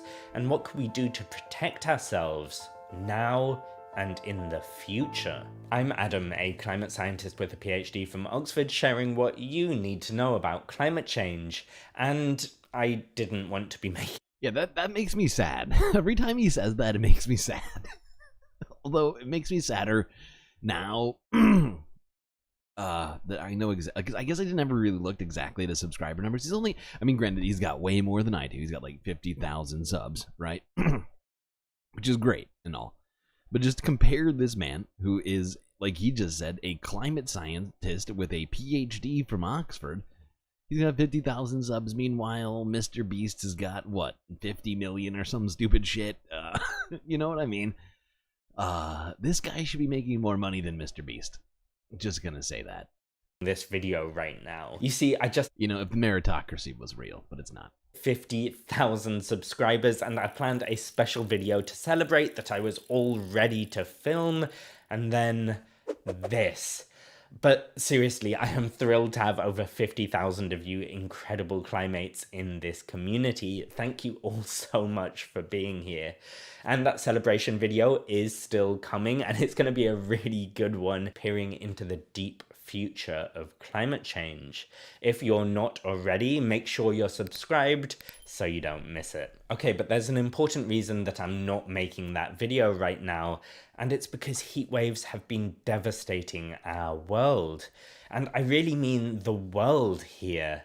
There's been devastating heat all over. Temperatures soaring above 50 degrees Celsius in Mecca, killing over 1,000 people who are making the Hajj pilgrimage. More than 4 out of every 5 US Americans sweltering under extreme heat, thanks to a weather phenomenon known as a heat dome. And then there's been the heat hitting Europe and Southern Asia, and Eastern Asia. So in summary, an extreme amount of extreme heat.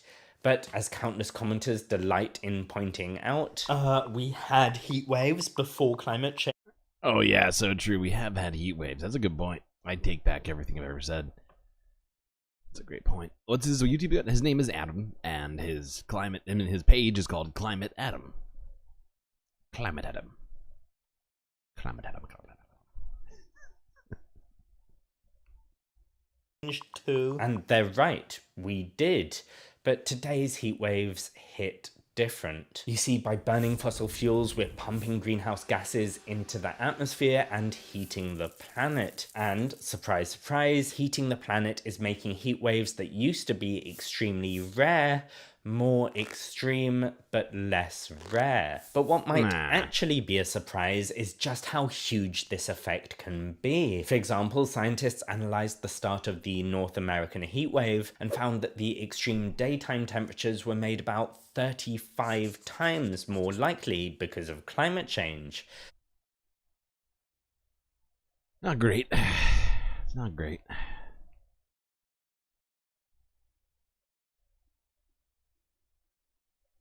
And yet there's still people on Earth who are literally denying that climate change is even real. It is fascinating the the current timeline that we're all living in through whatever preposition you'd like.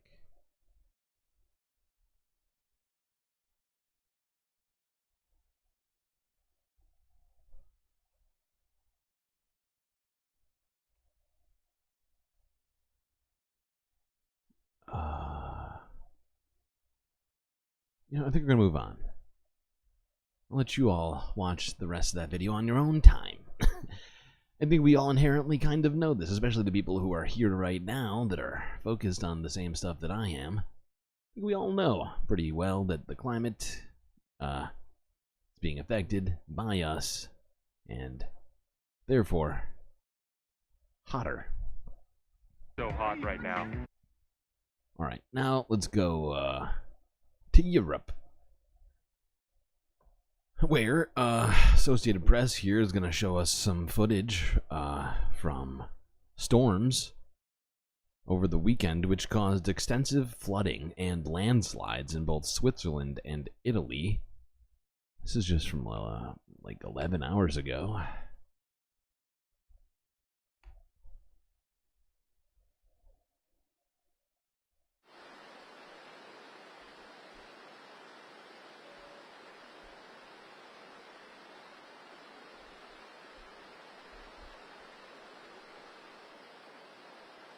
Jesus. That bridge looks old as fuck. Is it just me? That thing looks like it's been there a long ass time. And it's just done. Whole thing is done. Starting at the first, what do you call that? Joint? What in the fuck is this? Good God. This looks fun.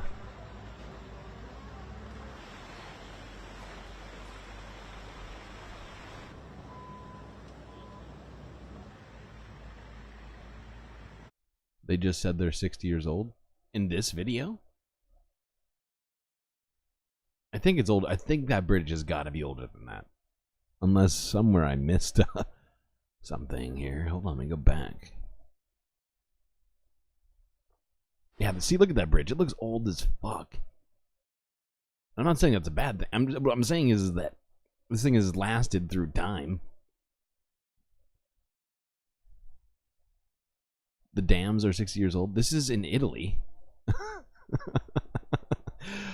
So I don't think that the thing we were watching earlier on PBS, I don't think that applies here. I don't think they have the exact same situations with infrastructure as the United States.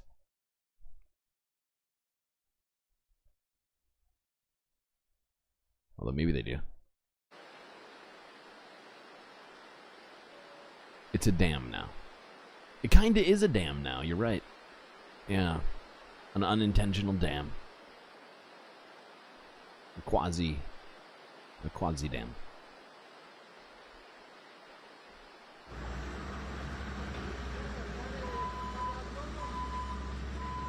The stonework looks hundreds of years old. Exactly. That's what I'm saying.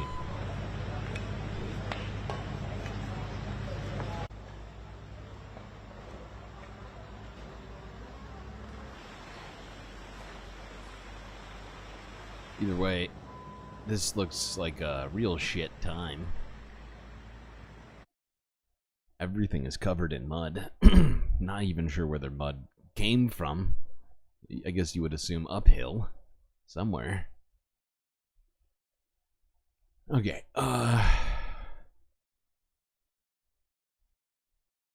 Ooh, so many fancy things going on in Twitch chat with the emotes right now.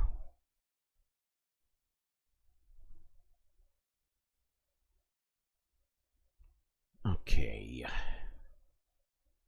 Oh, I forgot. I have a little more footage to look at from some of this flooding here. This is also from in Italy.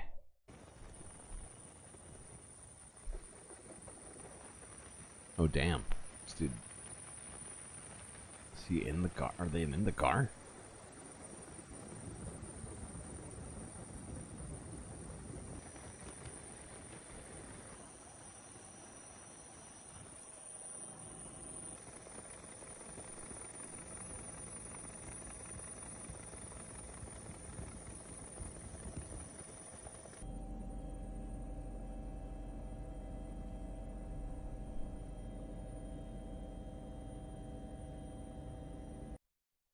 The last video said Switzerland. Well, some of it was in Switzerland, some of it was in Italy. So technically that was true.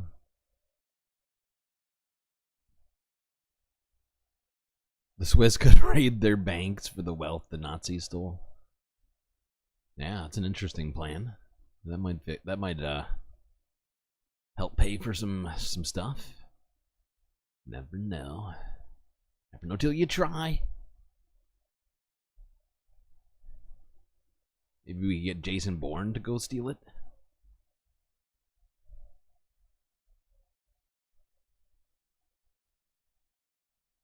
Alright, now let's go a little further east to Turkey, where over the weekend they had a wildfire break out in the west of the country.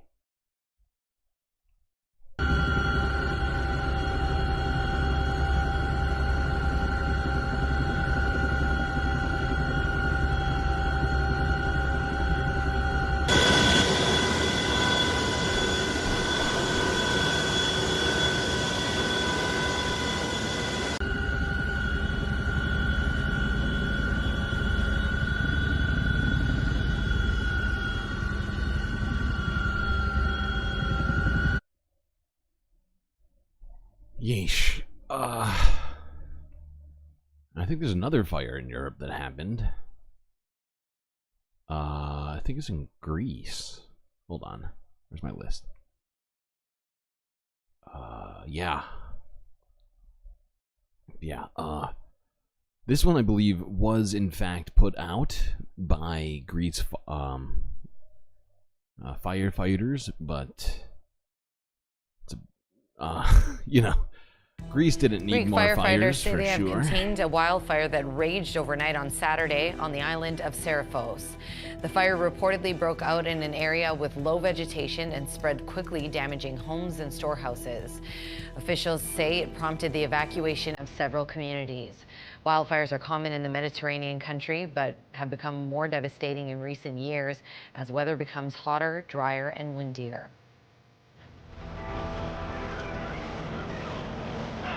Wildfires also burned south of Athens on Sunday amid strong winds. Oh, damn, dude. Dozens of firefighters backed up by 17 water-carrying aircraft fought to tame the new fire. Holy shit, dude. This wind is insane. You seeing these guys getting pushed around right now?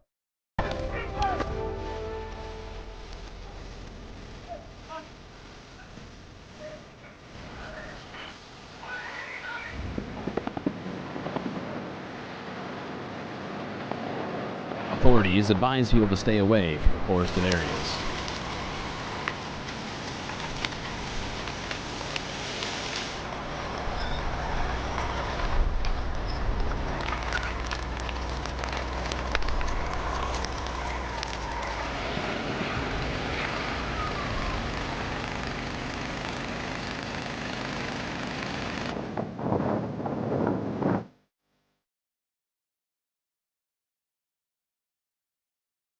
Woof.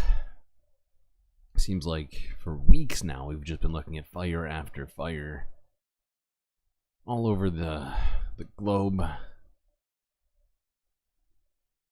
Not great.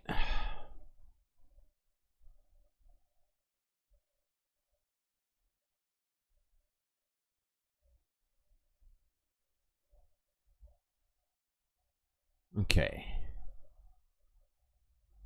One last story here in the environmental portion of our show here.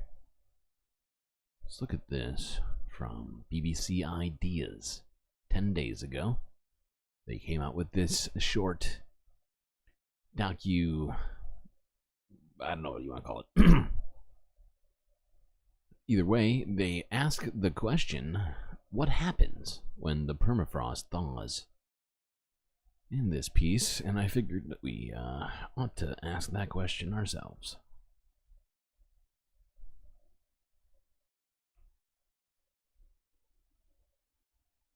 When you think of the Arctic, maybe you picture this, or this, or this. You're not going to imagine a piece of scrubby brown dirt. That brown dirt is permafrost. No one is born like fascinated with permafrost. I do find it exciting to think about different sediments and so on. You don't have to pretend. But what permafrost does is of huge importance to the entire planet.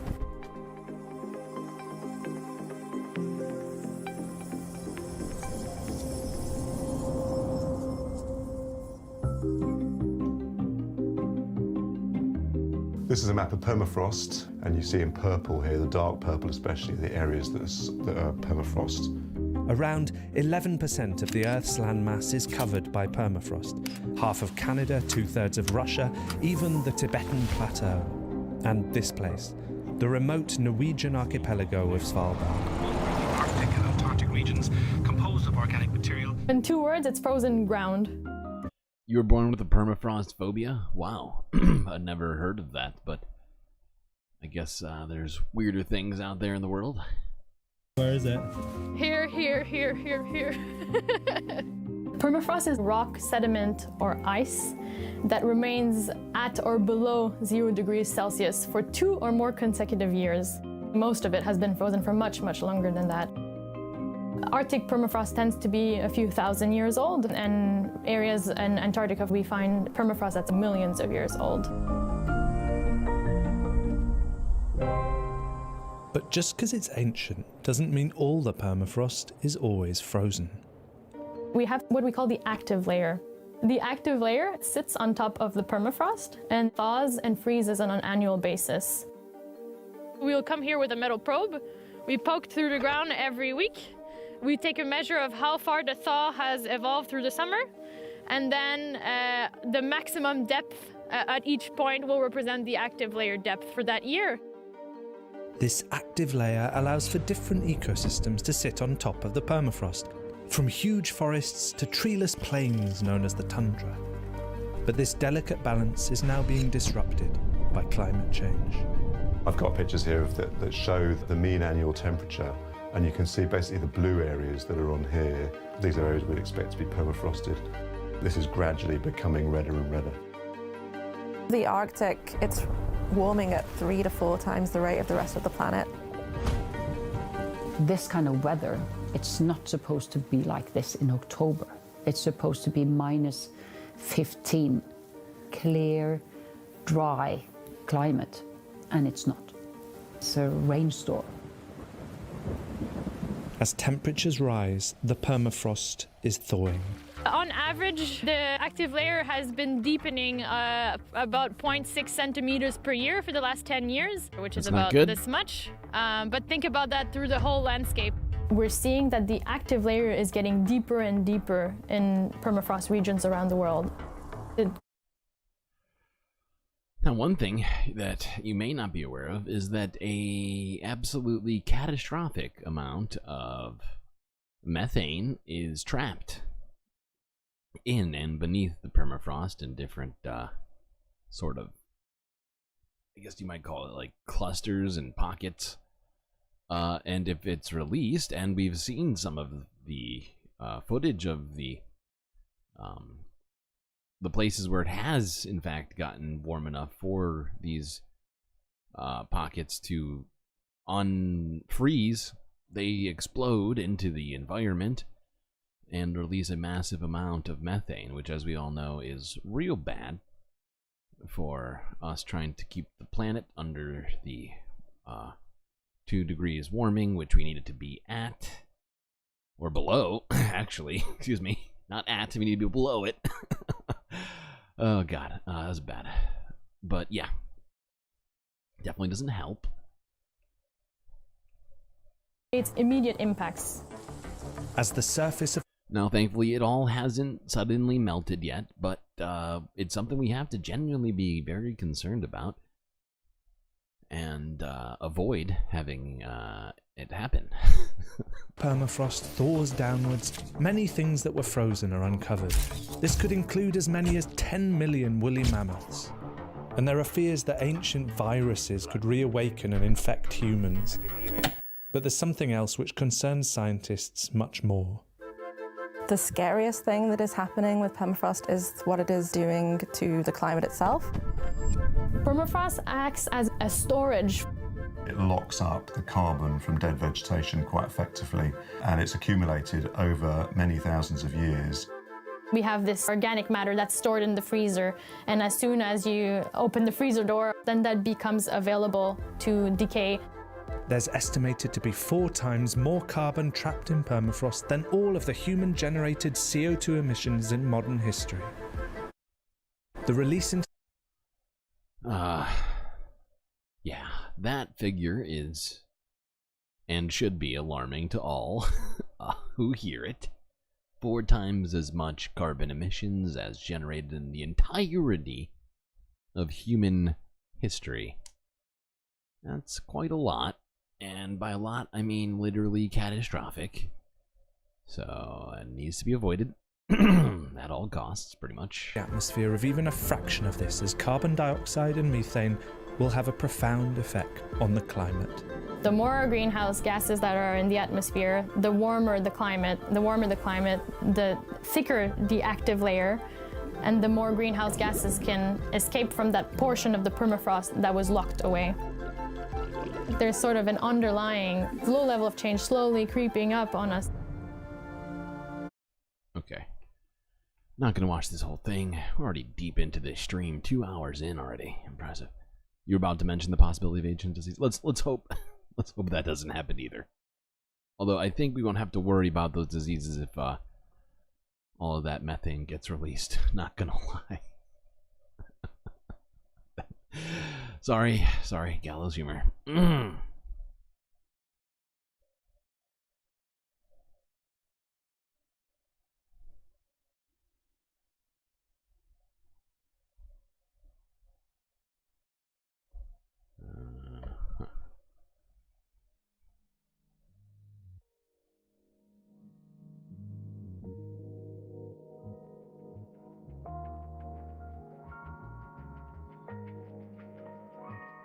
Alright, well, hope everybody has been enjoying the show so far. We're gonna take a quick galactic intermission.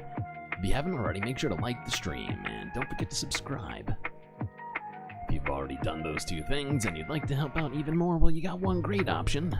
Going to Patreon and becoming a galactic producer. Where not only can you help make sure that this show continues to go on as it has, you can also gain access to some sweet space benefits unseen by the rest of the goddamn Milky Way galaxy. Now, if you'd like to help contribute and not have to get a subscription sort of thing, well, you could also go on to Twitch, where there are more options, such as bits, gifted subs, and other things like that.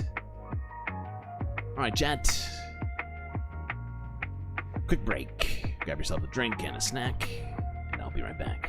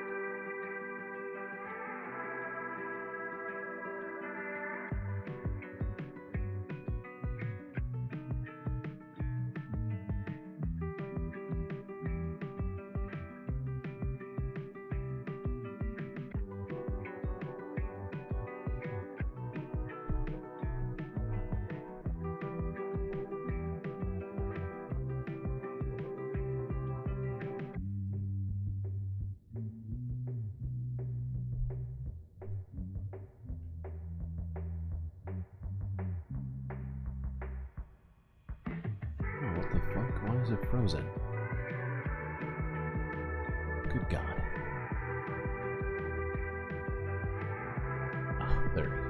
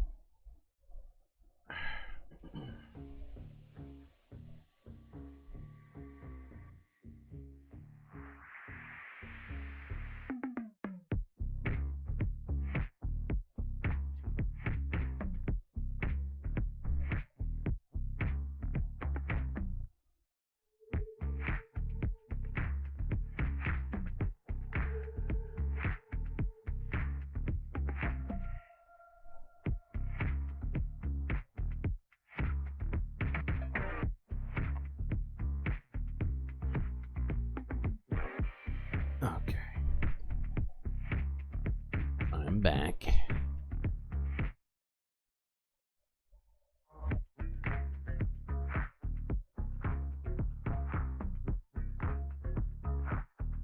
I made a huge, tiny mistake.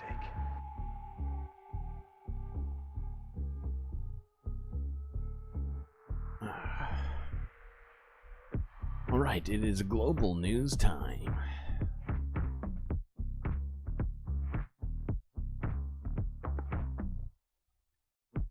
What shall we start with today? Ah, yes, this one. Okay. Well, I'll give you all a few more seconds to get yourselves back in your seats, and we're gonna get right to it.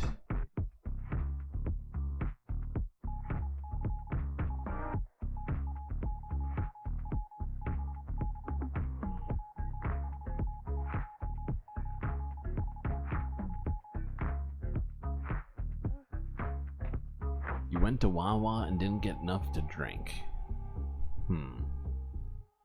It's a strange choice. Why would you go all the way to Wawa and not get enough to drink? Seems very silly.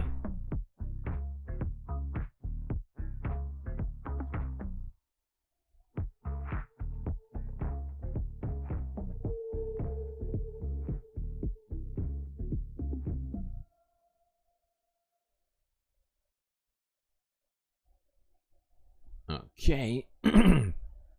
Let's start with the space story, as always, to get ourselves going on the second half.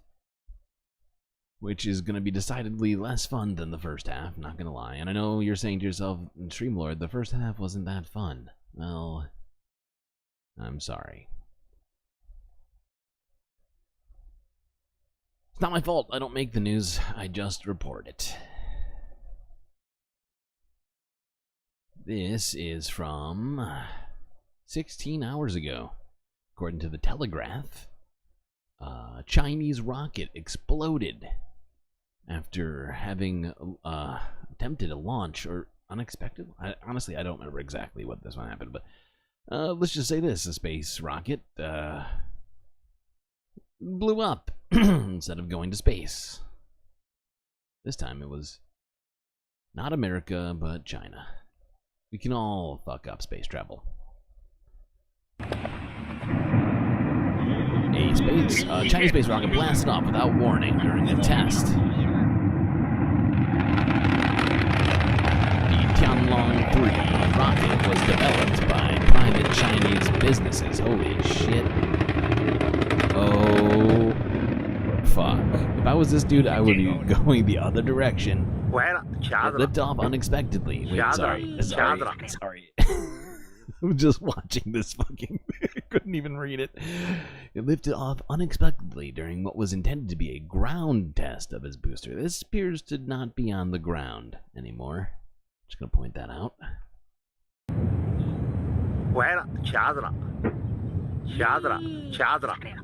Oh my god. The rocket then fell back to Earth, crashing into a hilly area near the city of... I did not read that fast enough. Oh my god. Jesus Christ. Gongyi in Henan province.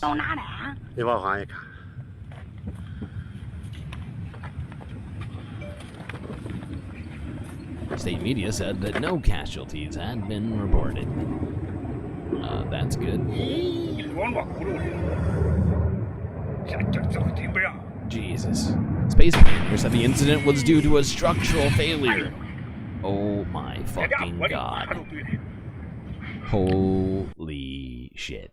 The company said that after the misfire, the onboard computer shut down the rocket. Really? It crashed into the hills 1.5 kilometers from the site, far away from the urban area of Gongyi. For fuck's sake. What if it hadn't? What if it had gone the wrong way? Jesus Christ. Oh my god. That explosion was wild.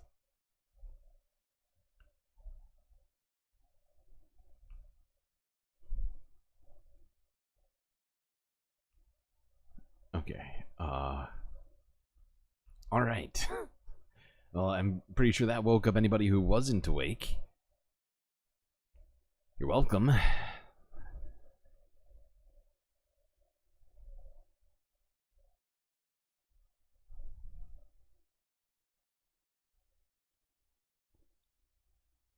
Yeesh. Super glad I wasn't anywhere near that. Okay, let's go on to talking about actual, non-space related news. First, we'll go to Latin America to discuss how they celebrated Pride.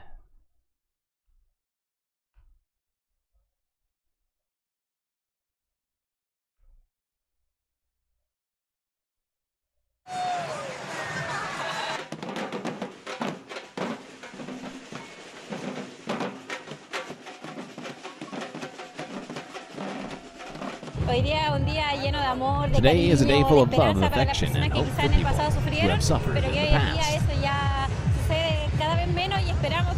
This is happening less and less, and we hope that in the near future, you'll be able to live with a good coexistence and respect each other. Let's hope. Those are hilarious.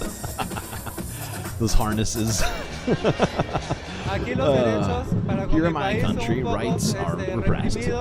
But the community here is huge, happy, and loving. We are ready to move forward. They do seem to be having a good time.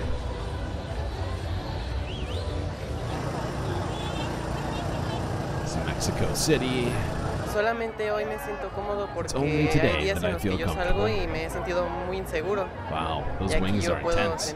These are days where I feel free to express myself.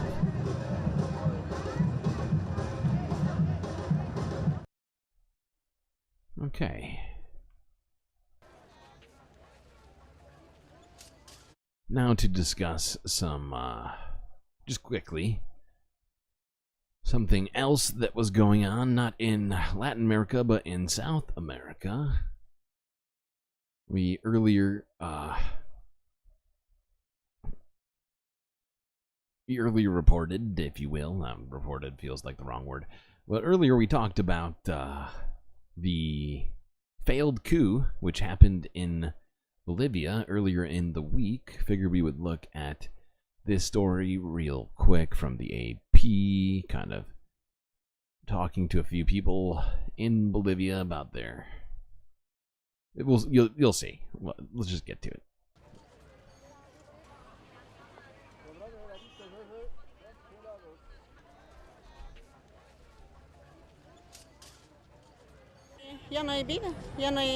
There is no life anymore.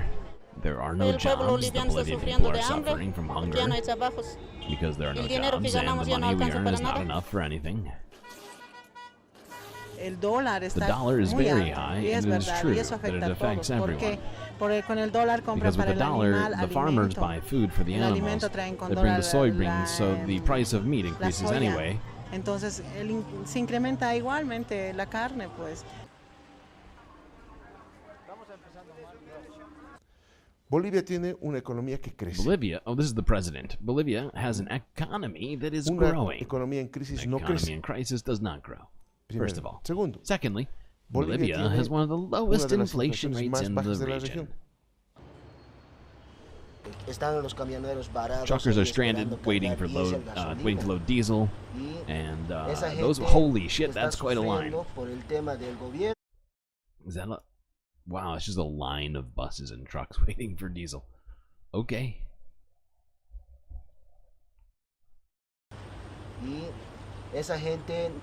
Truckers are stranded waiting, suffering because the government, if the government had dollars, it would buy diesel like before. So since there are no dollars, the country is like this. Sounds like an America-caused problem.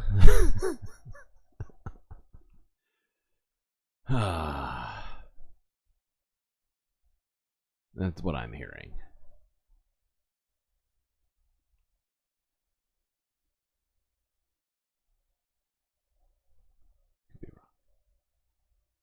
Megaphone equals pride megaphone rainbow handle. Yes, I do believe that's correct. Why are we just listing the text versions of the emotes? Aren't they just readily clickable?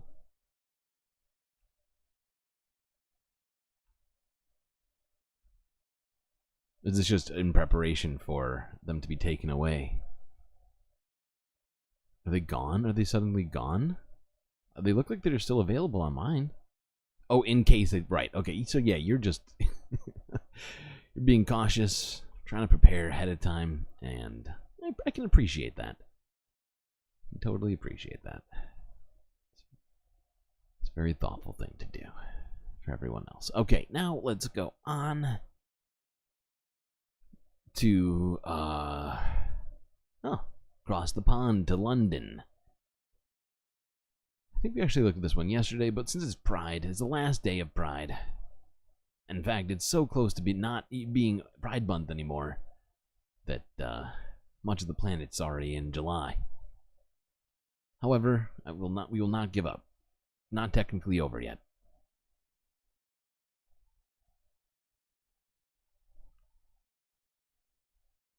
So this is from London, where thousands of people joined in the annual Pride Parade there.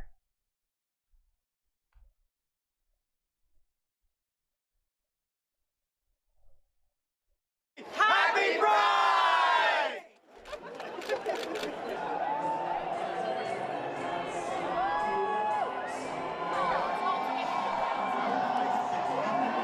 That's a big flag.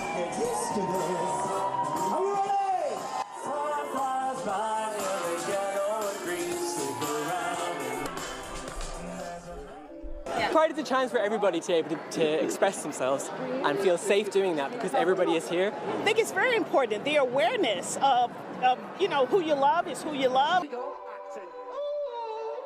Spending will not be need. Say yes. I want to go where the couple. We want to show as many people and take as many photos as we can and videos and content, put it out to the world and say like, hey, this is normal. This is what the world looks like now.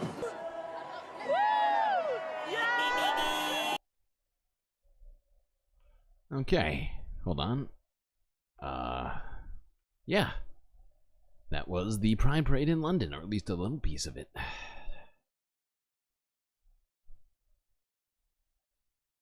Say gay every day. Okay.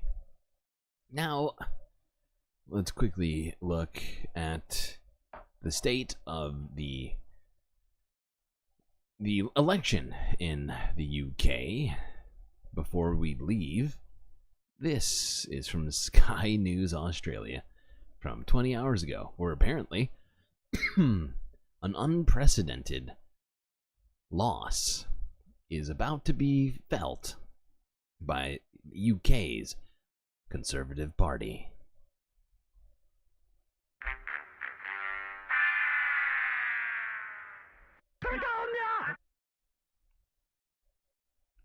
For more on the lead up to the election, I'm joined live by Tom Howe, who is a researcher at Monash University and looks at British politics. Tom, thanks so much for your time this afternoon.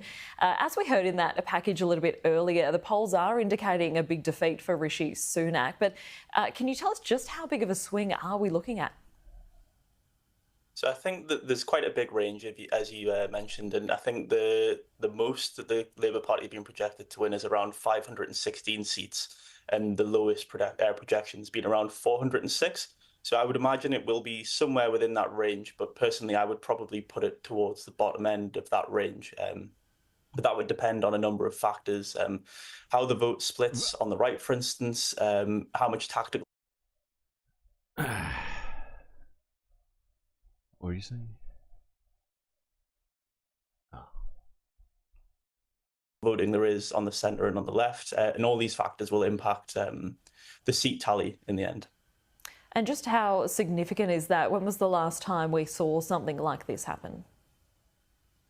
this election is quite unprecedented in terms of the swing going from the Conservative to the Labour Party.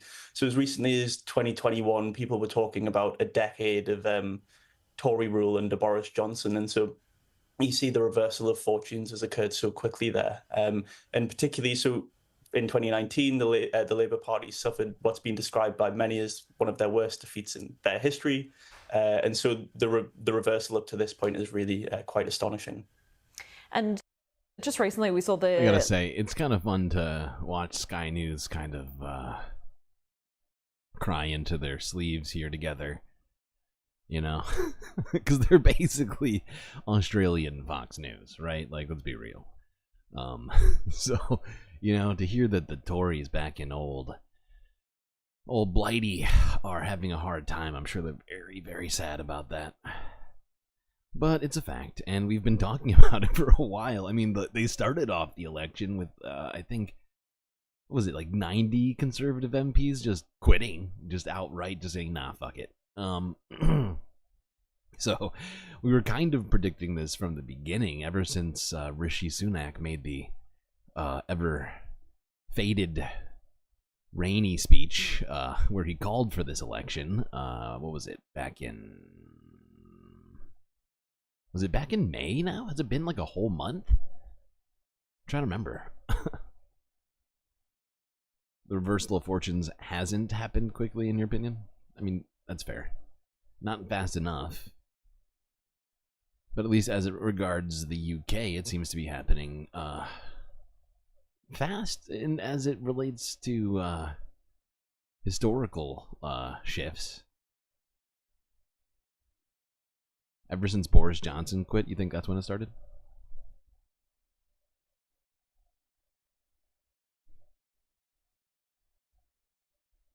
All right. No more Sky News. Let's go on. Talk about France a little bit. They're also having an election. First, though, let's look at what happened in Paris yesterday at Paris's Pride Parade.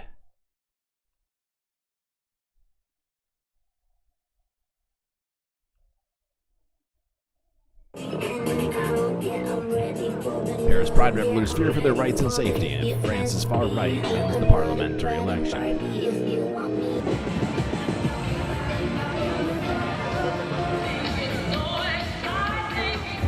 Oui, le parti, le Rassemblement National et ses alliés à l'extrême droite et à droite sont des partis qui sont fondamentalement haineux, et en particulier vis-à-vis des minorités LGBTQIA+. Donc oui, on a peur pour notre accès aux soins, on a peur pour notre sécurité de tous les jours dans la rue, on sait qu'on sera beaucoup moins protégé, on sait que notre place est vraiment menacée. Ouais.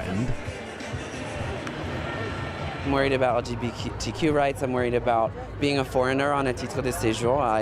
I've called the government asking, can I apply for citizenship now, because I have no idea what's going to happen with the next elections. I think if the Front National is in charge of France, they'll... Not gonna lie, Paris looks like they're having a blast for Pride. And they're saying focus on the issues.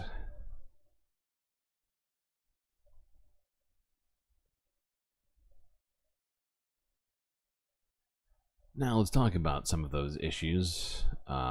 If you're not aware of what's been going on in France with relation to their election, Emmanuel Macron, the current president of France, called for a complete election of the entire lower house of France, in a very similar move to what was done by Rishi Sunak. He, after calling for it, basically asked the entire left to come to him in the center, saying that they needed to elect his party to protect themselves from the right wing.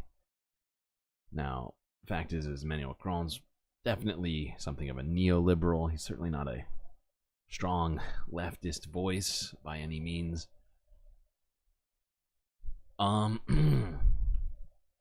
And And unfortunately, the polls in France are not looking very good as the votes come in. Let's start with the first piece here. This one's from 21 hours ago, out of the Associated Press. This is just, I think this is just a, I don't think there's any words in this one. Could be wrong. It's just people talking to each other in French right now. But yeah, as you can see, people are going to the polls to vote. I'm just going to go to the next one because I don't think they talk at all in this one.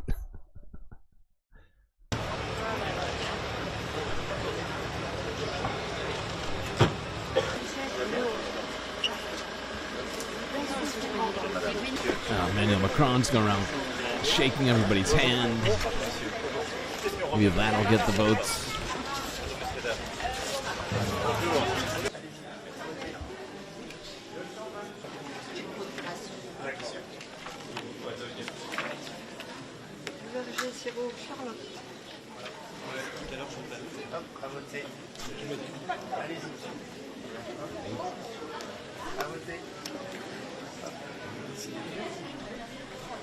Okay. Pitchy would have liked that joke. Which joke?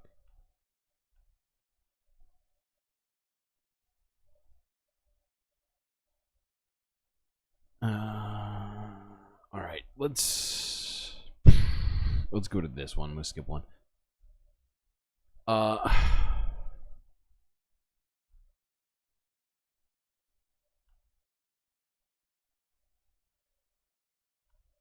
This is from France 24 English from 10 hours ago, where they reported that jubilation and euphoria was seen at the far-right National Rally headquarters, as it appears they have gained ground after results are starting to come in.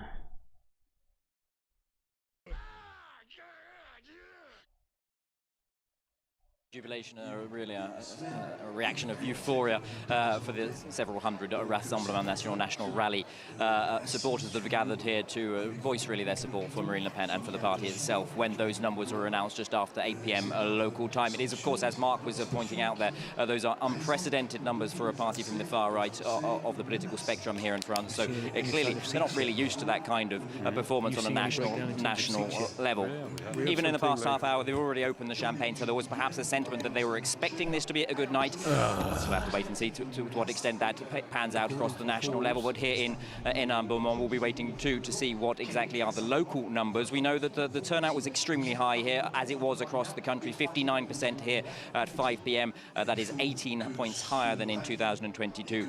It is likely that will play out in favor of Marine Le Pen here in Beaumont itself. She's been elected here 2 times in a row. This is likely to be elected here for the 3rd time.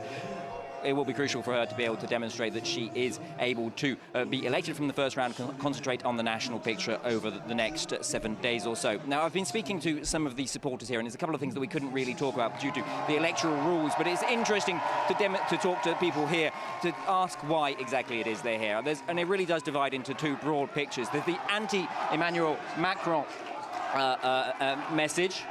We are expecting Marine Le Pen to be speaking in the next few minutes, so I will pass you over to her as she takes to the stage. But to return to those, the issues that the people say that they're voting on here, there's the anti-Emmanuel Macron, the anti-President of France sentiment, which is extremely strong, and we've seen that over the past 3 weeks since the elections were called by Emmanuel Macron. Okay, so now nothing is in stone yet, right? The actual results of the election have not been decided, as you heard there, but it does concern me when people such as the National Rally start getting really excited about the numbers. You think that the National Rally aren't not neo-Nazis, they're just straight up old school Nazis? I feel like they're more like the Knesset, right? They both historically have problems with the actual Nazis. They claim to really hate them for history reasons, and then do a bunch of fascism and stuff like that. Although that might be unfair. At this point, is an unfair parallel what do you call it? Comparison to draw, maybe. But considering what Israel's doing, it would have been a better analogy 9 months ago. And for that, I'm sorry. I'll come up with a better one, I'm sure. It's just not right now. Let me move on. Please. Let's go to Germany. Ooh, this one's fun. Actually, did we talk about this one? We did talk about this one yesterday. You know, we're going to skip Germany today. Skip it. Fuck you, Germany. We did you yesterday. We're going to go to Africa and talk a little bit more about the protests which were going on there. This is Al Jazeera English from a day ago. Quote unquote, not afraid to die. Kenya tax protests inspire broader demand for change.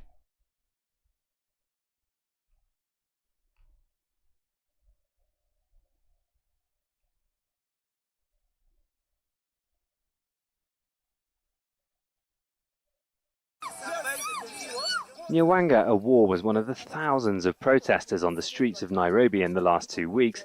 She's studying law and data science at university. This was, I think, the most successful. She'd been explaining the government's controversial plan to raise taxes to her tens of thousands of followers on Instagram, then documenting the demonstrations and the police failed attempts to break them up with tear gas and water cannon. Damn, each that's a lot of protest people. grew bigger than the last, until demonstrators entered Parliament on Tuesday. They said blatant corruption and misspending by President William Ruto's government had pushed them to the limit, and so they rejected the government's finance bill. It's not new anger. It's not anger specifically for the finance bill.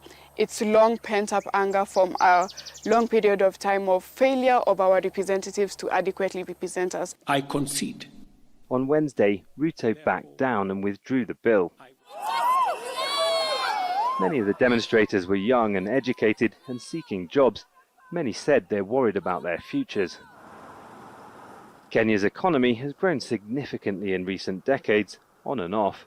The middle class has grown too. But not all communities have benefited as much from economic growth, and the plan to raise taxes, even on essentials such as cooking oil and bread, didn't go unnoticed. No kidding.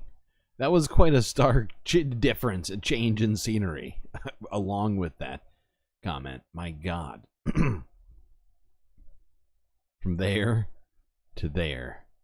I mean, wow. No kidding. Not everybody has felt all the benefits in Kenyan society. Good God. Difference is so stark. Woof. But the fact is many of these protesters have the support of, broader Kenyan society, at least from what I've understood up to this point.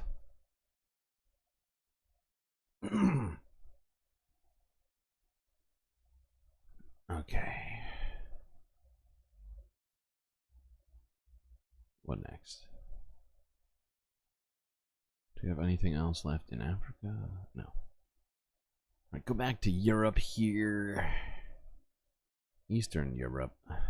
Looked at this one yesterday, but it's very short, and I think important for us to kind of get locked in our brains. This is U.S. troops holding drills in Estonia, a country with a border with Russia.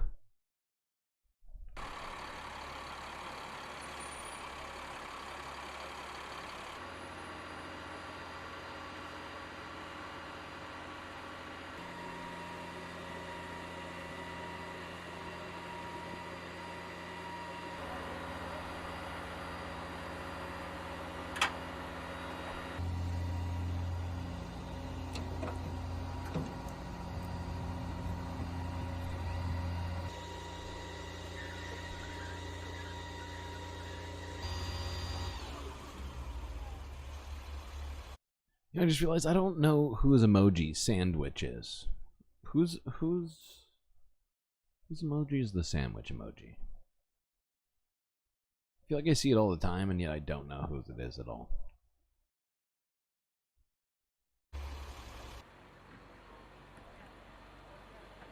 It's just so many emojis always flying around, it's hard to keep track of them all.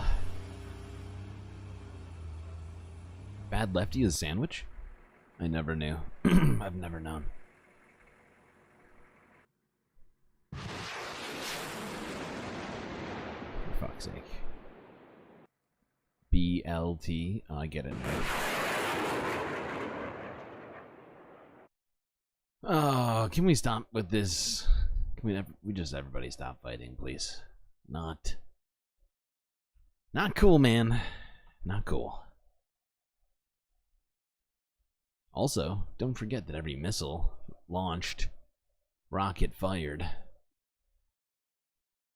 tank driven adds to the old carbon footprint of the military, which is vast, larger than many countries, as it turns out. You know, I get it now. BLT equals bad lefty, and it makes sense now. It didn't compute until I needed the explanation in this case. Okay, now let's go on to this. Something that also needs to be fucking stopped. Everybody just, wow. Everybody just committing war crimes all over the place. This is a Russian strike footage after it, which killed 7 civilians in Ukraine, including 3 children, according to officials. This is from 12 hours ago.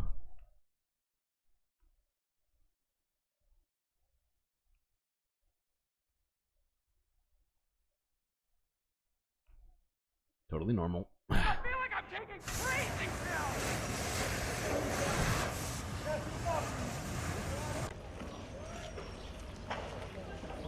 Jesus Christ.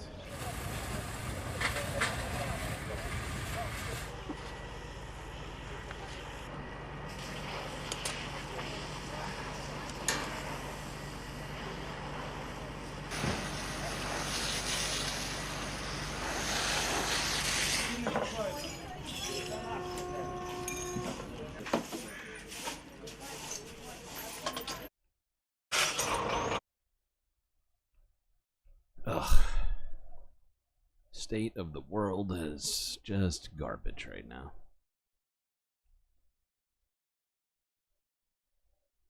You do nom nom a lot? I don't blame you. It's one of those great human activities. Also happens to be incredibly important to staying alive. Alright, now we got a few stories to talk about as it relates to Israel and the things it's currently doing. First, I figured we would look at this from a day ago, where Medea Benjamin of Code Pink confronted U.S. Congresswoman Mary Miller. Wait, where is Mary Miller again? Is it Kentucky? Hold on.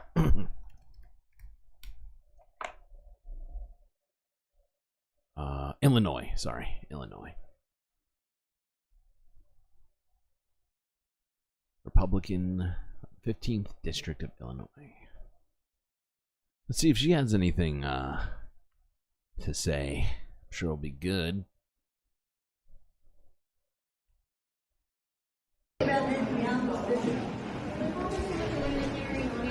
Congresswoman, how are you feeling about the visit of somebody who's been accused of war crimes? Is that appropriate for the U.S. Congress to invite somebody who's been accused of war crimes by the International Criminal Court? Illegal. Do you recognize the International Criminal Court? Yeah, well, on the street. You probably supported it when they went after police, right? Seriously though, where's the fucking consistency? My God, you'd think that someone would, point out the hypocrisy. Thankfully, we got Medea Benjamin here. Look, official, it would be nice if you engaged in some touch. Oh wow, that seemed aggressive. Oh boy. Because I want to see an end to the killing of all of these children in Gaza. She is. If she wasn't wearing heels, she'd be running right now. She is like. She is power walking right now.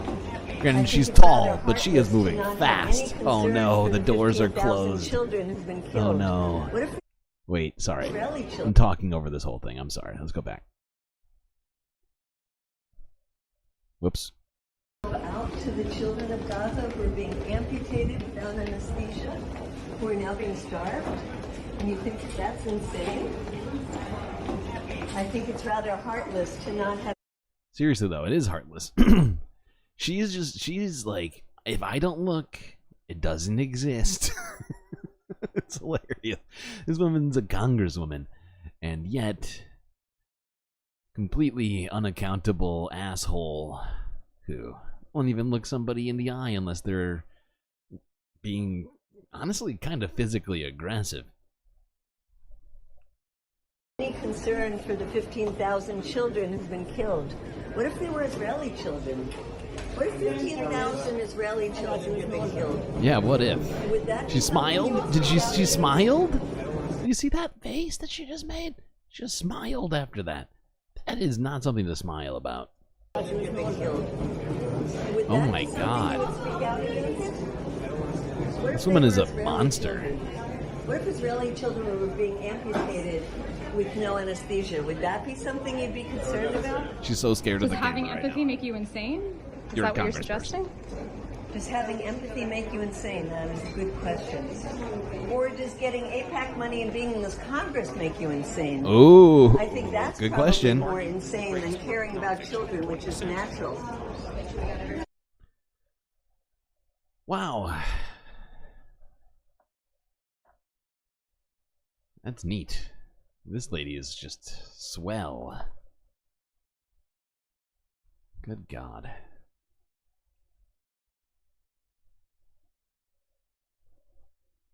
Just run away from the constituents.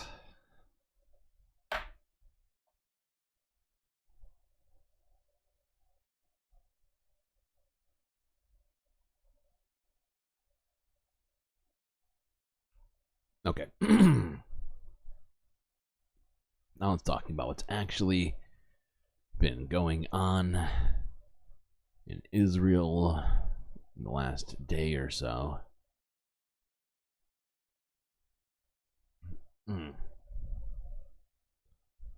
First, let's look at this from Euronews, which is probably completely unshocking to everybody here.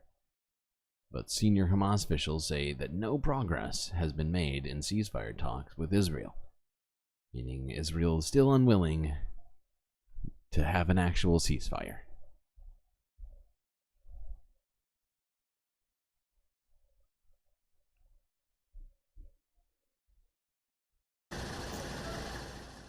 A senior Hamas official has said that no progress has been made in ceasefire talks with Israel over ending the war in Gaza. Speaking at a press conference in Beirut, Osama Hamdan said the group is prepared to deal positively with any ceasefire proposal that brings about an end to the fighting. Efforts by Arab mediators, supported by the United States, have failed to strike a conclusive cessation of hostilities, with Hamas and Israel blaming each other for the lack of... I thought this was an Israeli ceasefire proposal. And yet, somehow, no. It's a no-go. Still, whatever, it's been 3 weeks since it was released. I think it's getting close to that now. Zero progress on it.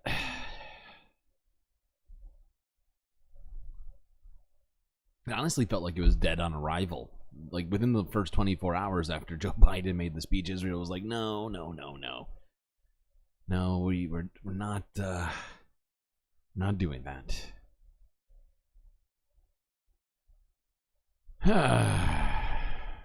And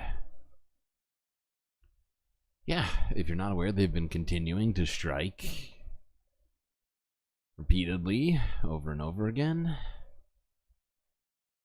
both in Gaza, the West Bank.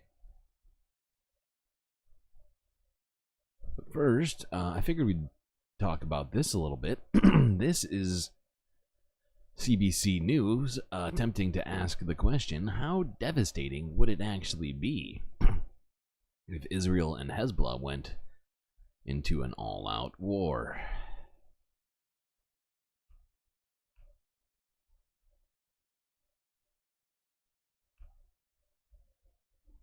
In the Middle East, tensions between Israel and Hezbollah militants in Lebanon continue to escalate. Hospitals in northern Israel have now been told to prepare for a mass casualty scenario if war breaks out. Journalist Sarah Coates is in Tel Aviv with more. These hospitals up in Israel's north, they have been put on war mode, and as you mentioned, they have been drilling for what they're calling a mass casualty event where many people could be brought into these facilities. So what we do know is that many of these hospitals up in the north, they actually have underground bunkers. So all of these wards that... Whoa. What? I've never heard of this. You're telling me all the Israeli hospitals in the north have underground tunnels beneath them? What? Could they be called? You know, I'm not even gonna do it.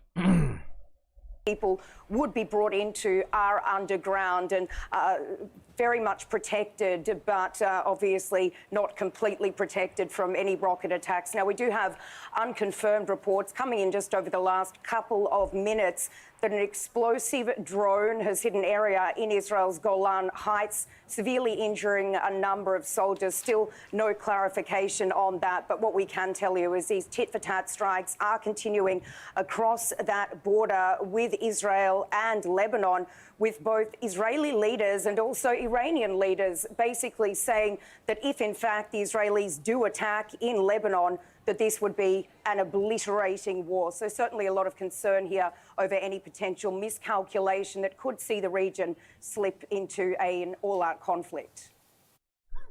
Many doctors said it for me. In fact, I think that many doctors took it even one step further than I was going to. But, yeah, God.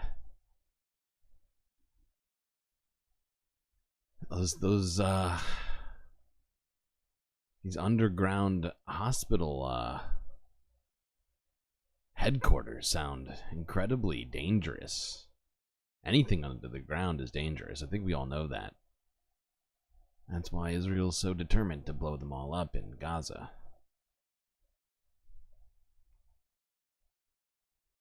Megastar says to hydrate. Okay. Suppose I could do that.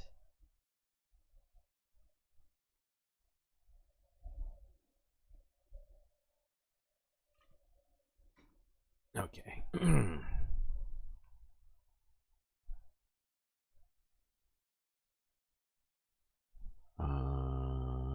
Hold on. I'm just going to move on a little bit into this video. I think this is about the place I want to start. Everybody is escalating in the narrative in order to avoid this war and force the other to compromise. Yeah, and when you speak of that narrative, we're hearing just in the last day or so, the Americans and the Europeans warning, you know, don't count on the U.S. or anyone else being able to hold off Israeli plans for an offensive in Lebanon. What do you make of that? Of course, you know, at the end of the day, even 2006, it wasn't a U.S.-American decision. It was, it wasn't an Israeli-U.S. decision. It was an Israeli decision, and the U.S. went ahead and supported it. So if Israel wants to do today a war against Hezbollah, the Americans can, either this administration or a next administration, this is a decision by Israel, and the U.S. can choose to support it or not. But they can warn them. They can tell them that we cannot give you as much as we can after the elections. They can warn and give alternatives, but they cannot stop really the Israelis at the end of the day of launching a war against Hezbollah if they feel. This lady. There's other options, I would point out. They could warn that we're going to completely cut off aid. I don't know. There's so many. Washington Institute. Yeah, okay. All right, let's just move on from this story. This is annoying. It's annoying me. Point is, there absolutely are some serious implications for Israel and Hezbollah to go to full-out war. Hezbollah happens to be very well armed with, I think, like an arsenal of like hundreds of thousands of rockets and missiles. would not be. It would be a completely different situation between them and Hamas in terms of how well the two sides are armed. It would be much more, what do you call it? Evenly matched, not necessarily saying that it's a 1-to-1, but it would be much harder for Israel to actually deal with this, right? Even though they're trying to put on a strong show, I don't think they really want an all-out war with Hezbollah, no matter how much they've been talking about it.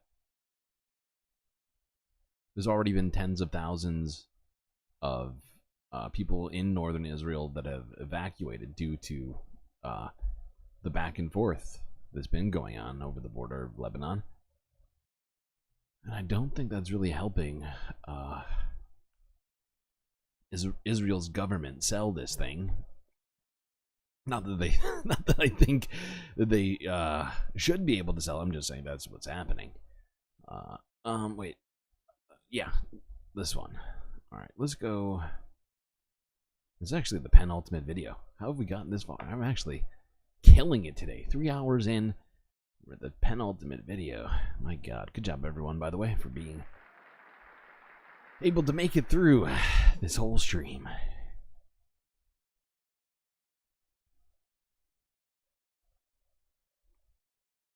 All right. Now, we recently looked at a story regarding Bezalel Smotrich making some very, very inflammatory statements. Actually, beyond that. But essentially claiming that he was going to bring 1 million settlers to the West Bank and create 5 new settlements there in response to the 5 countries which recognized Palestine as a separate state recently.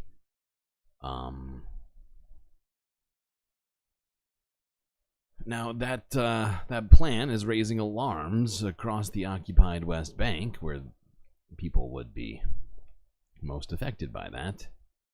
It's Al Jazeera from yesterday. Taibe is one of many Palestinian towns that will be affected by the Israeli government's decision to officially recognize 5 illegal settler outposts and expand existing settlements in the occupied West Bank. In Taibe, though, people are more concerned about another Israeli decision. That ruling stripped the Palestinian Authority of its civilian powers related to construction and zoning in 1/5 of the occupied West Bank. The Israeli cabinet says this was done to combat what it terms illegal Palestinian construction. The funny thing about that is that if Israel can do that sort of a thing in a place that it supposedly doesn't rule, that is supposedly not apartheid, then what is it? Like, I don't have another. I'm trying to think of what other word would define what's happening there. You'd think that would be somehow impossible, considering what Israel's always claiming about the West Bank. It's run by the Palestinians. We don't have any authority there. The Palestinian authorities go, but no, just kidding. The goal is for us to leave, but where will people go? We're rooted in this land. This town existed before Christ and will continue to exist, God willing. More than half the population of the occupied West Bank falls within this area, including all homes in Taibe. Already, 3 illegal Israeli settlements and several outposts have seized 14,000 square kilometers of Taibe, reducing the town to 1/3 of its size, shrinking space and choking hope. The decision was framed as retaliation for the recognition of Palestine by 5 European countries. But experts say this is a cover for a more strategic plan. If you just look at the number of outposts slated for authorization by the government, the number just in the past 6 months is the equivalent of many years. The plan is to take over.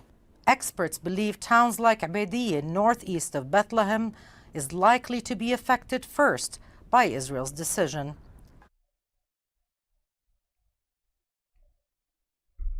This shit needs to be stopped. I mean, this is blatantly illegal.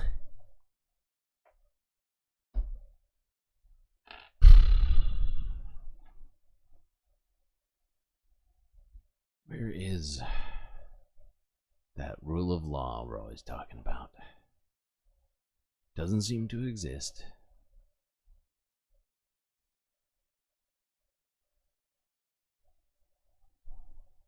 Alright, last video. This is from 20 hours ago.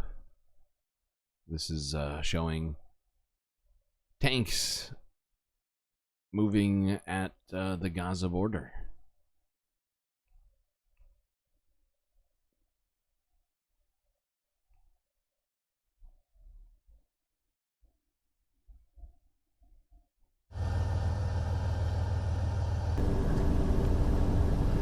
This dog is moving more than these tanks right now.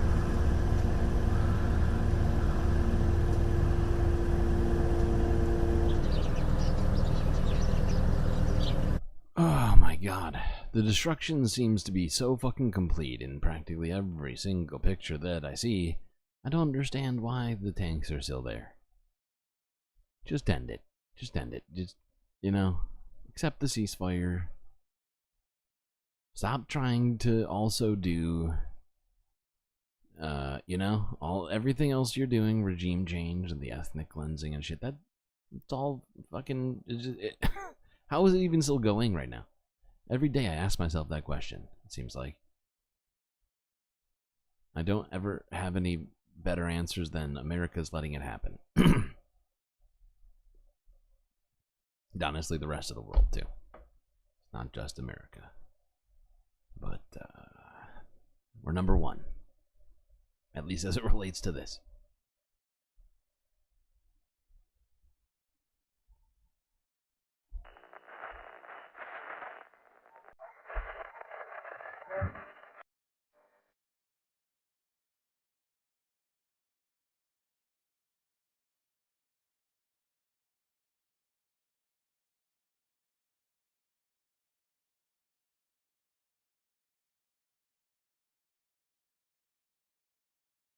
Well, we have made it through another one.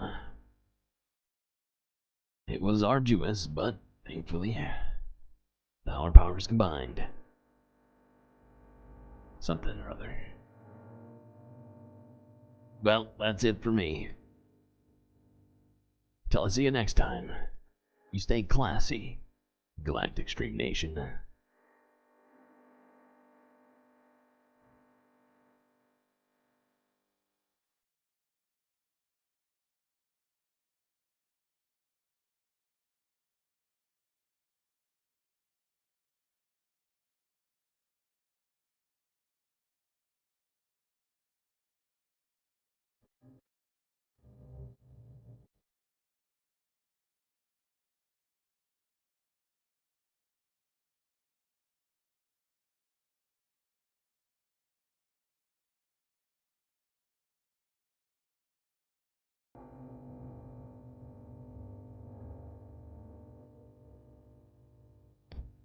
Can't forget this.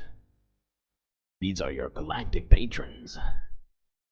Gabby, Goth Dogs, Aaron W, Mitty, PD, Robot Cat, Morbius Dragon, The Anti-Corporatist, Moanoab, Nadia, Mrs. Jen, Omega Star, Pitchforks Dragon, Vincent Morales, and Donald James X.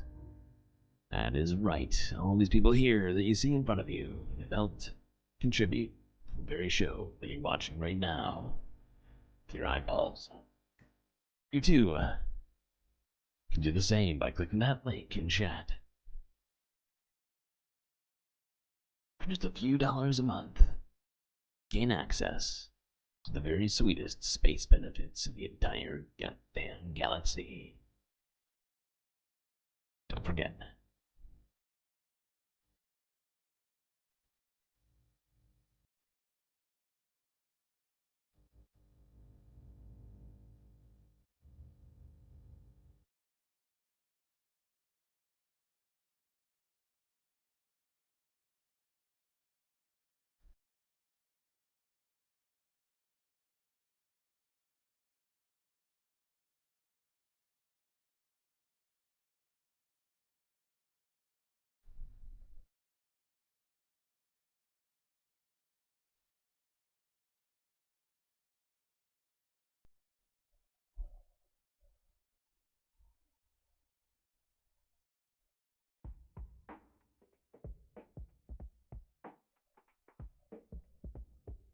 Now, got one more thing to talk to you about before we head off into the after stream.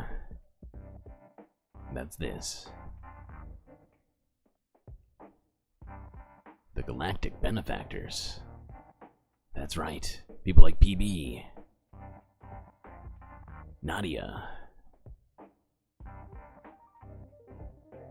who I always see, and yet recently don't hear as much from.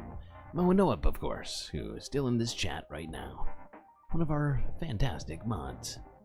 Omegastar, who's constantly going back and forth between YouTube and Twitch chat like some sort of galactically obsessed individual. That's right.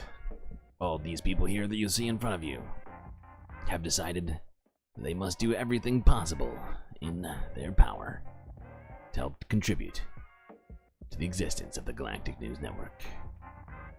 You can do the same thing on Patreon and get sweet, exclusive shoutouts and other things.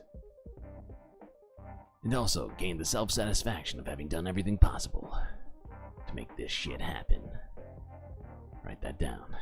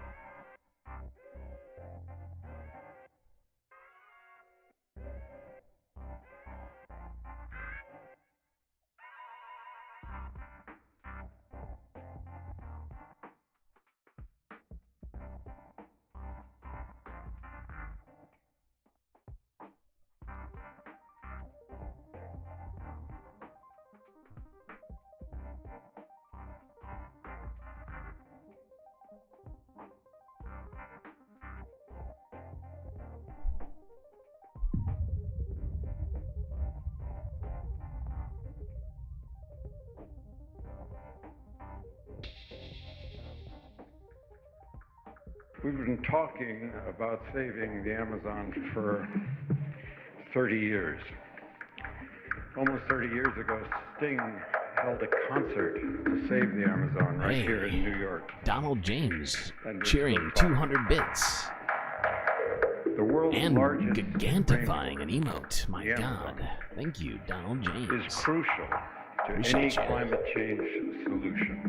This is, in fact, a contribution, this music you're hearing now, for its biodiversity, from for its one of our fresh viewers, water, for the air we breathe, Mr. Dr. Middied. for our morality. And it is on fire. When a room in your house is on fire, you don't say there's a fire in a room in my house, you say my house is on fire. And we only have one house.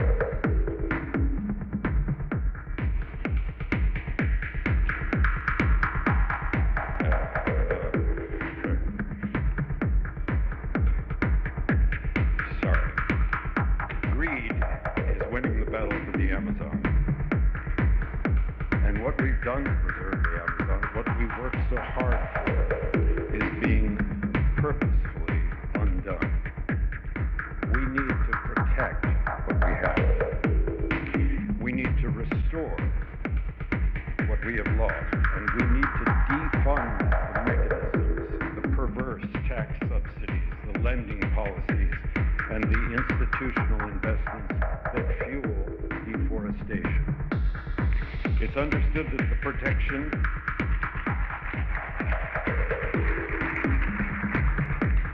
understood that the protection and preservation of tropical forests can achieve at least 30% of the emissions reductions we need to protect the planet. On behalf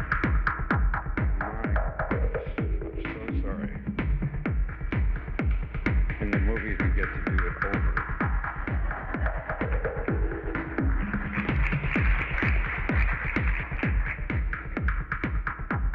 And without the Amazon, without securing the the largest standing tropical forest in the world, we cannot achieve a climate solution, and nothing else we do will matter.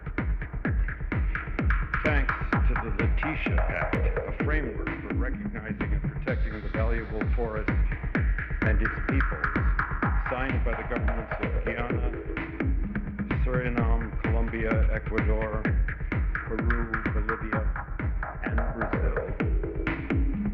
There is a way forward. Thank you, President Bouguet, for your leadership in formulating the pact. But this initiative, this pact, must have funding. It must have teeth.